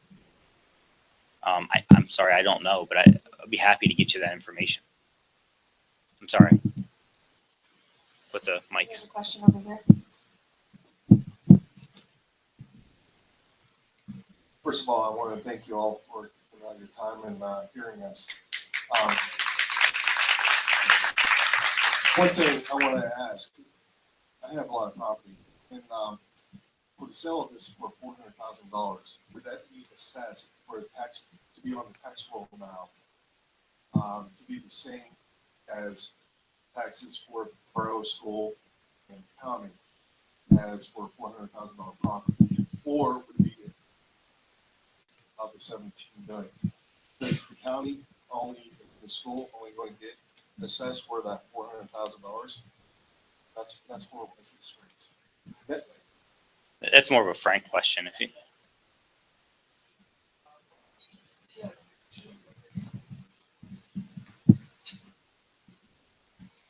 We had two individuals that contacted the township that asked to look at the property. This was back in February. So we showed them around, we brought them to the government center, and one of the questions they asked was, what was the property assessed at? Well, at that time, we found out that it was assessed at $9.6 million. So at the time, speaking of Josh was a big part of that, we felt that, that scared off buyers right away. So we talked to the county, J.R. Harvester, and with his office, and I think with both offices, the property was reassessed $3.3 million, which would bring about $80,000 a year in taxes to the three taxing. It would be the county, the school, and the township. So right now, it is assessed at over $3 million. Now, I don't know what the process is for sure, but they can possibly appeal that. I'm looking at Blue.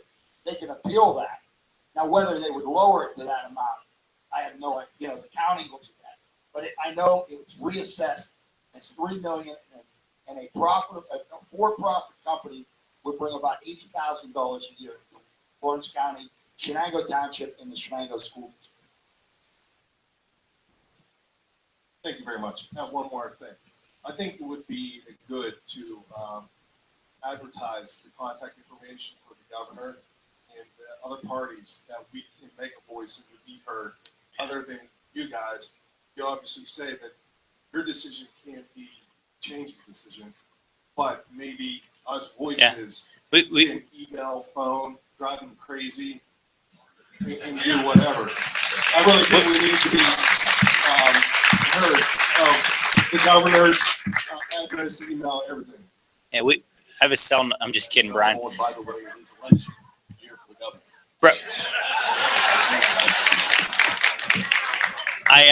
But in regard to that, and I know Representative Sonata, I'm sure he'll put it on his Facebook page. My stuff's on the very back page of that handout.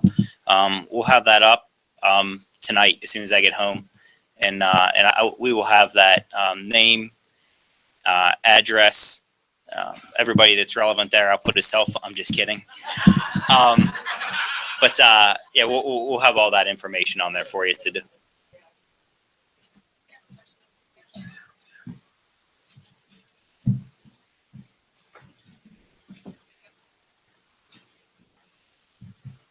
I'm particularly interested in this gentleman's knowledge.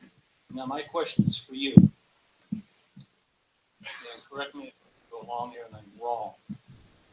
You indicated your organization's investigation indicated that this is a human services organization. Is that correct?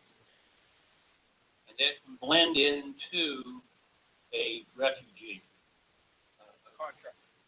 refugee center. And you surmise this from the experience and the knowledge of your organization. Is this correct? My question to you is, then you have seen similar situations that Lawrence County, Shenango Township is in. Similar situations. Can you expand and tell us some of the strategies that were used by those communities to thwart or keep out, or should they have gotten into the community? Can you expand and tell us what's going on?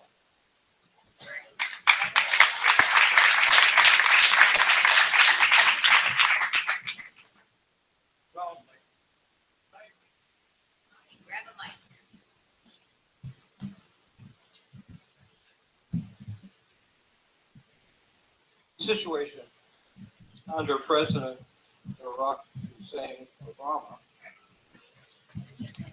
was that if any county or township tried to block any kind of center for a refugee or any other purposes, they were sued by the federal government.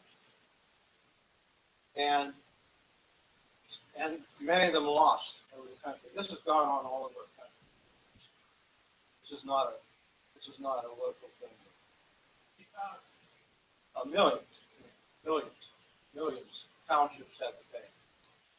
Now we know now, since we have President Donald J. Trump,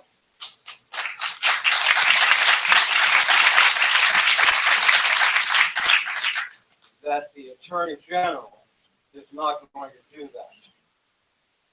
So it's changed the whole ballgame.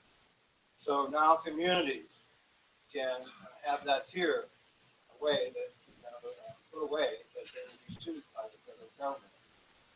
But these things can be stopped, and in various ways that we can mention here. Just want to give you a little more detail on the corporation, HIRA. How HIRA creates income or donations or whatever. I don't know their actual booking system or budgeting system, but what they do is they have schools across the country, and they, under the federal law, the FCC, there is a fund of $2.5 billion every year that goes out to places that are awarded grants, free money, in other words, that you pay for on your cell phone. Your bill on your cell phone has a little place in there where you pay for this $2.5 billion that institutions, schools, and libraries can apply for and receive. HIRA, that's their business. That's their business. So they're very skilled at getting money from the federal government. They've never produced one product, but they're very skilled at getting money from the government. Yeah.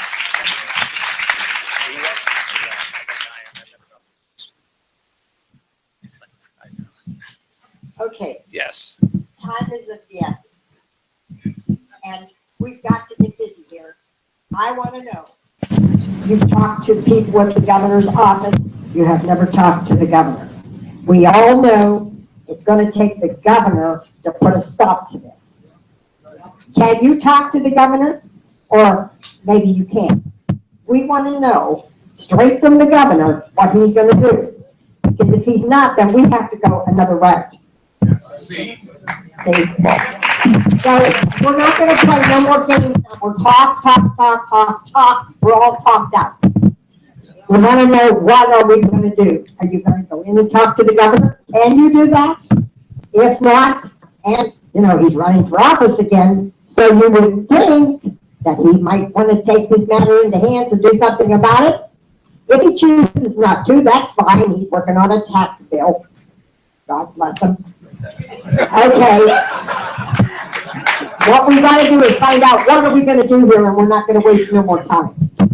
Shirley, I appreciate your comments, and the governor's people are aware. He is aware. I mean, this is a serious issue. I mean, it's something that it's not like he's not aware with the media attention that's been shown, but Pittsburgh television and the newspaper articles and our meetings with DGS and his staff. And it's like, this is not something he can't hide from. I mean, he understands the seriousness. We're going to keep pushing that message, but this process is going forward. I mean, this is what the process is, and, we'll know once his chief general counsel makes their ruling on this, probably within a week or two, and then it goes to the attorney general. We'll know once they make their, these are the decision makers on this.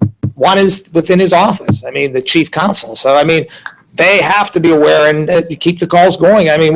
We're not sitting back. Each week we have another strategy plan. We're going to be there for probably the next 10 or 12 days just dealing with the budget. So the next phase will just, we're keep expressing our concern, but I have to stress, we don't have a vote on this.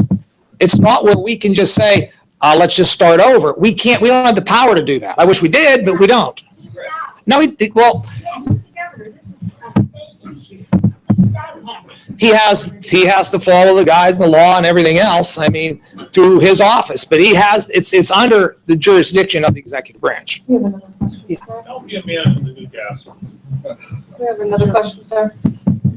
I had a conversation last week with the federal judge asking these questions, how we can get this revoked. And from his perspective, he said this will not be done through the politicians. It's impossible. The only way that this can be accomplished, this contract will be annulled, is through the legal process. It will take legal representation. Would you like to respond to that? Yeah. Is that true? I would think so. Yeah, I think, but back to our original point is you have influence and not necessarily authority to make the decision. So I just refer you back to that component. I think that's absolutely a way to look at it. I'm not going to go into a lot of the details and some of the things that we've talked about, just because I think that would be counterproductive to success, if that makes sense. With the mic. Right here. Yes, sir. The question is, Hira put in, CEO put in a bid for $400,000. And then he personally put a bid in for around $300,000. Yeah. Correct? From my understanding, correct. Correct. So. I think, by the way, it was 305 and 400, but yeah. We're not going to argue over the money. No, I understand. I'm just saying. He's got 2 bids in. Yeah. Correct? So, but I think the answer is we don't know. So from our understanding is 400,000 for Hira, 305, I believe the number is, give or take, 305 for the chief executive officer of Hira. Same signature. Correct. So how is that legal? Yeah, so I think to our point, and that's what we talked about earlier a couple separate times, to our point, I don't think it necessarily is. I'm not a lawyer, but that is what we've turned over to the Attorney General. The one reason you would do that is so you're the first accepted bid, and then when it comes down to the wire, you can't come up with money because the state apparently does not require proof of funds in accepting a bid. Is that correct? That is correct. You're right. Okay, so when Hira, the CEO, can't come up with this 400,000, then it's going to drop to the second bidder, which is him again at 300,000. I hope you all got that figured out.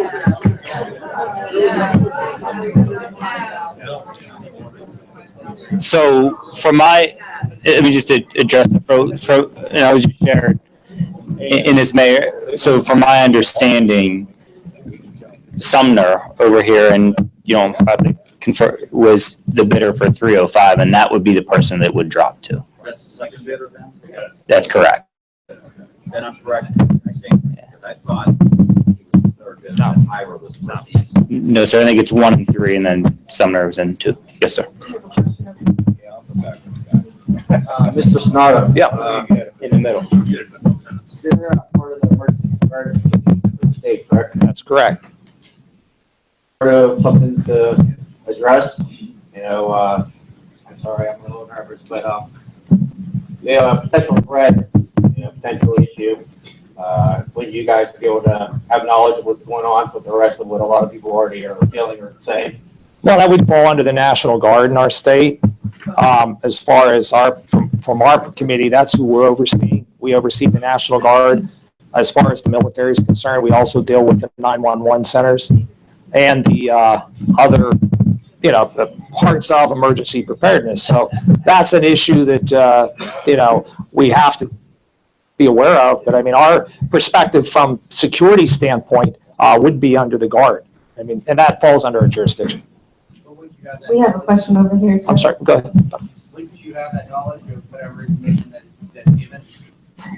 We would hope. I mean, they would contact the 2 chairmen, I would think, if there's something going on in my district. Most units will notify us, okay?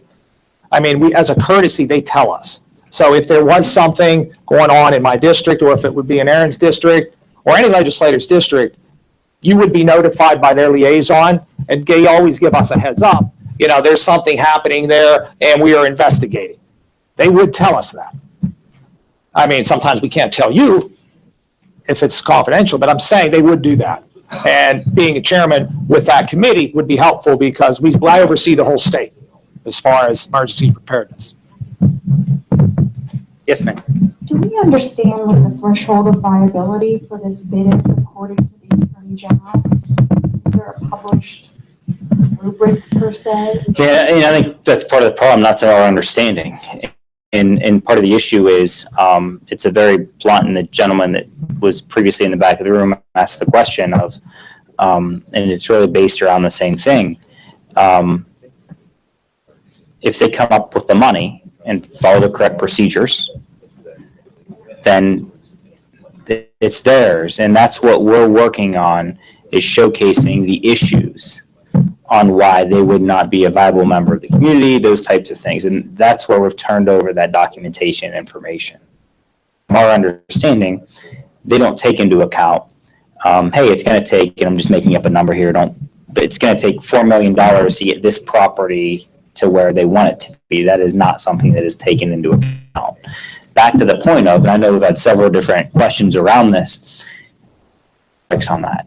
I'm not saying it's good or bad. I think it's bad. I think it's a bad idea and the way that it's structured. But to go fix it now isn't going to fix this particular problem. So I want to be realistic in what we're able to do on this particular situation. We have a question over here. I have a question for the representatives. Thank you for coming. Yeah. Would you be willing to take back the State Department of General Services? There's been a lot of talk about the process and was it done properly?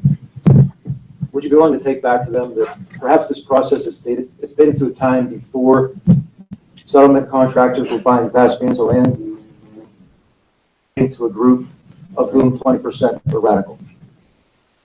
Our point is, our whole concerns to the DGS was the process. We're not happy with the process, and their answer was, that's a discussion for another time of changing the law which we have today. I mean, it is antiquated a little bit, and I think by changing it for the future, it's not going to do nothing. As Aaron said, it doesn't involve this because you can't go back and change a law that's affecting something that's already there. But in the future, going forward, I think it needs to be changed just so we can address some of the concerns actually were brought up tonight. Yeah, exactly. Oh, yes.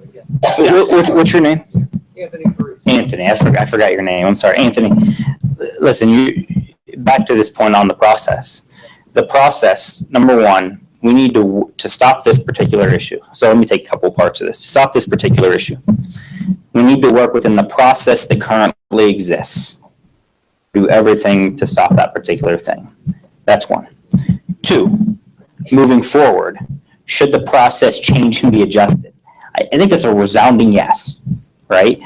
And hopefully we're able to halt this particular sale from going through. And take a great lesson from this and change that so these issues don't happen in the future. And whether that be on the eastern side of the state or the western side of the state or in the middle of the state. That's important to understand. And listen, the elephant in the room is clear. Okay? Let's just be honest. The elephant in the room is clear. So call it out, right? And I'm glad you did that. I'm not naive that we're fighting a war against radical Islamic terrorism. I want to start with that. Okay? I'm not naive to that fact. There are also peaceful Muslims that are, hey, sir. No. I'm from the north, though. If we stop the fucking Security. But these people are connected to terrorism. On the AWE, there's a show, Islamic Jihad. They tell you they're connected to IRA. I'll take it. Don't let them tell you anything different. It's bull. Stand up. You're going to be the next Dearborn. That's what you're going to be. You're going to start it here in PA. Okay. Just stop. Hold on. Let me finish real quick. Let me finish. Jeez, I felt like I was Trump there for a second. So, listen, so I'm not naive to that fact, but what I would share with you is this, okay? We need to be cognizant of those types of things. And the people that are doing this, that's part of the communication that Hiram needs to have with us in general and communication. And they need to, we're hopeful that there are people that would denounce that type of thing, okay? So having that conversation with them and having an open dialogue with them is exactly what we're reaching out for and trying to find. Next question. We have a question over here. I appreciate you coming here too, but yes, sir. It seems like you just follow protocol, and then when it goes to a certain point, then it's somebody else's job and you drop it. I don't think the greasy, the squeaky wheel gets the grease. Yeah. I don't know if you guys are following it up. Yeah. Someone says we need to follow it in the law, in the courts, Are you guys following that? I mean, do you know which way you have to go to get this done? Yeah, We don't, this, I'd share with you, I'm pretty squeaky, you ask people in Harrisburg, so, but let me, I don't think you are. well, you're probably wrong, but let me share with you why. So what I would share with you is that we've worked absolutely tirelessly on this issue since it came out. So to think that people up here, and I'm not talking about me, okay, I'm talking about the rest of these folks here, are not putting 1,000% effort into stopping and getting to the bottom of these types of things is, to be very honest with you, it's just inaccurate. It's not true. I can't answer the question because the mic's gone, but Yeah. when did you guys know that this was taking place? Great question. Before the bid? No. Before the bids were in, did you know it? Did you No. know anything about it? No. So I think, and that was our point earlier, where we found out that YDC was sold from a newspaper article. Well, then there's something wrong. You're right, and I think we've been very clear about that. I think we're really close to coming to an end here, needless to say. So this time I would like to end it with this question. We've heard a lot of wonderful things here, a lot of great questions. It's evident there's a lot of people full of fear, anxiety, and anger. What are the next steps? And one more question. Can this be stayed? Can we stay it until it's investigated? Why we keep hearing process? It's going through the process. Why can't we put it on pause until there's a full investigation? And can you get that done?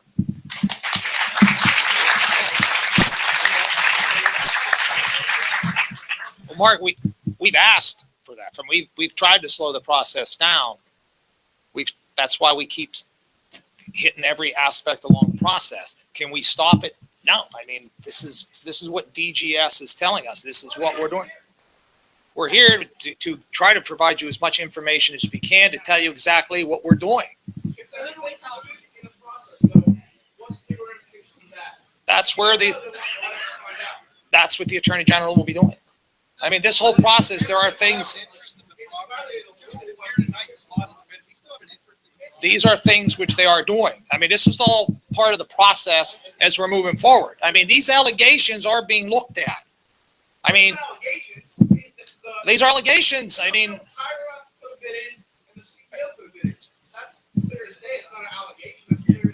that's what's being looked at. And they're going to come up and they're going to make a ruling. It's either going to be, it's wrong or it's not. We're telling you, it's in the DGS and it's in the. Do I need to get a bus? Well, So I can take a bus to go to airport? Is that what I need to do? This is where my question is. I can't tell you whether you want to take a bus or not to visit the governor's office, but I can tell you what the process is and what we're doing. We're your representatives. We are doing everything that we can do to try to help you. I mean, we're trying to be as honest and straight as Aaron has done. We don't want to tell you something that's not correct. I don't want to tell you, don't worry about it. I mean, from what the process is, we're not jumping for joy with this process, but this is what they keep telling us. This is where it's at. I can't speak for them. I'm speaking for myself. I was called and I said I'd be here. Aaron said he's going to be here. I mean, we're doing what you asked.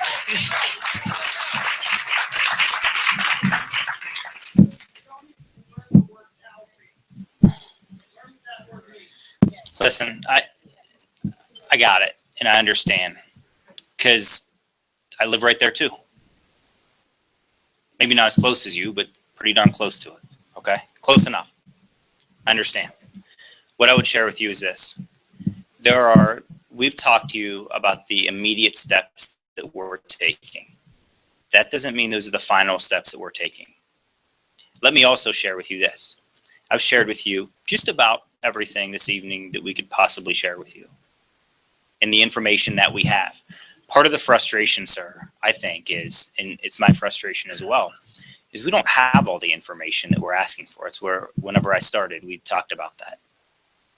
We don't have the information that we're asking for.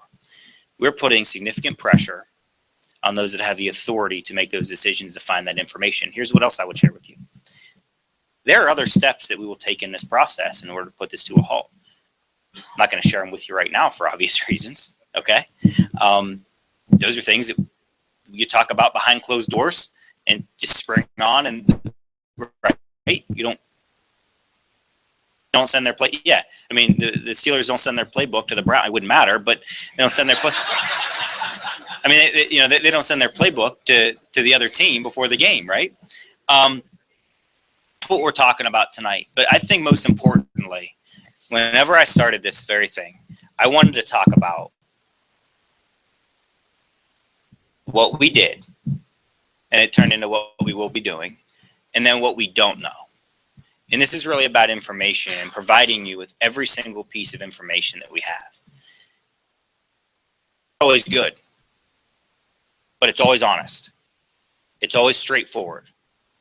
And that's all you're going to get from Chris and I is straightforward, to the best of our ability, information that we have. And then it's about working with you to rally around this cause in order to do that. And I'll tell you, if tonight proved anything, it's that we collectively are rallying around this cause together. And it's not we will get to a result that is effective. And I'm telling you, whether or not that result is that Hira no longer is the winner of that bid, or if it goes through, we may or may not, depending on how things go, continue processes after that. Hold on. Find out what we need to do in order to make sure this community is safe and this community is secure. And I will spend every waking moment that I have to make sure that's the case. God bless you. Thank you.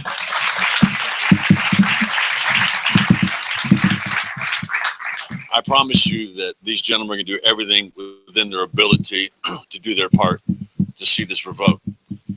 But the question that I presented was, can this be done politically? A federal judge told me no. Does it need to be addressed from a legal perspective? The answer was yes. And so from our perspective at this time, I'd like to take a minute because Mr. Sumner McDaniel has a plan. Sir, would you come up, please?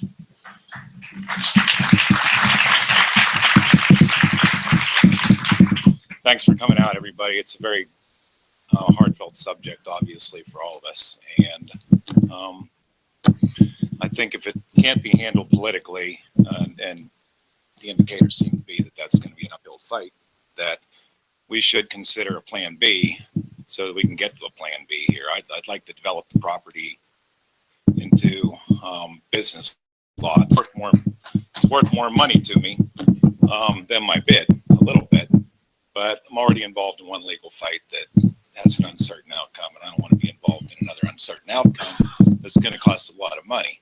But if there was an attorney or a group of attorneys who would take this on pro bono, and if you guys wanted to pitch in, I mean, it's probably worth another 50 grand to me to get the deal. I like this project a lot. I mean, I was really excited about it and disappointed.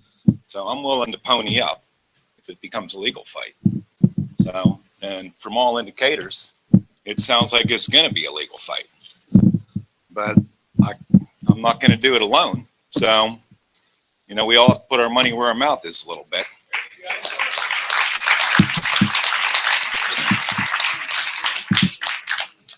How can we figure out how much money it's going to take to get together in the future?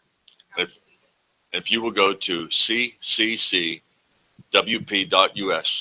that's the Christian Chamber of Commerce of Western Pennsylvania, our website, we will keep information on how we can do this together. This is going to take a corporate effort, us joining together our efforts, gathering the funds necessary to get the legal representation to make sure we get this revoked. It is cccwp.us.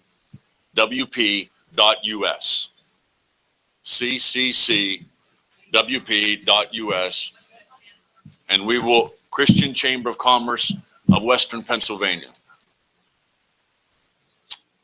Okay, we want to thank everybody for coming. First of all, please, will you let each and every one of the gentlemen who came here, the representatives, know how much you appreciate them being here.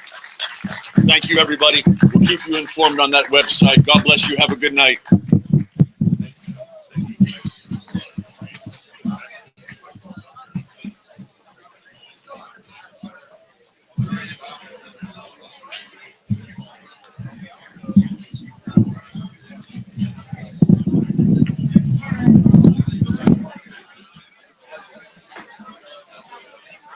Thanks. You've been watching NCTV45's broadcast of the YDC open forum meeting. Yeah,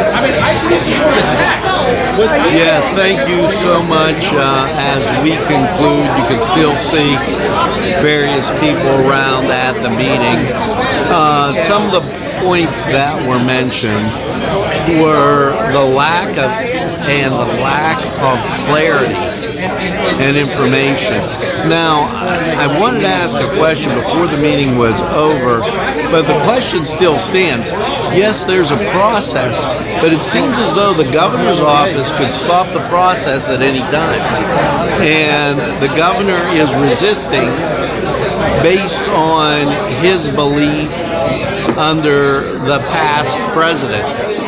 Now, we at NCTV45 called the governor's office, in which he failed to comment. We asked the governor, is your first responsibility to protect Pennsylvanians? It had nothing to do with, at that time, we were told that the message would go to the governor, and unfortunately, we have not heard back from him. It'd be interesting to hear what the governor's comment is on this meeting. We invite him to contact NCTV45 to explain his position, explain General Services' position, and move forward. For NCTV45, I'm Angelo Perrotta. I'd like to bid you a very pleasant good evening and thank you for tuning in and making us Newcastle's #1 media source. Have a pleasant evening.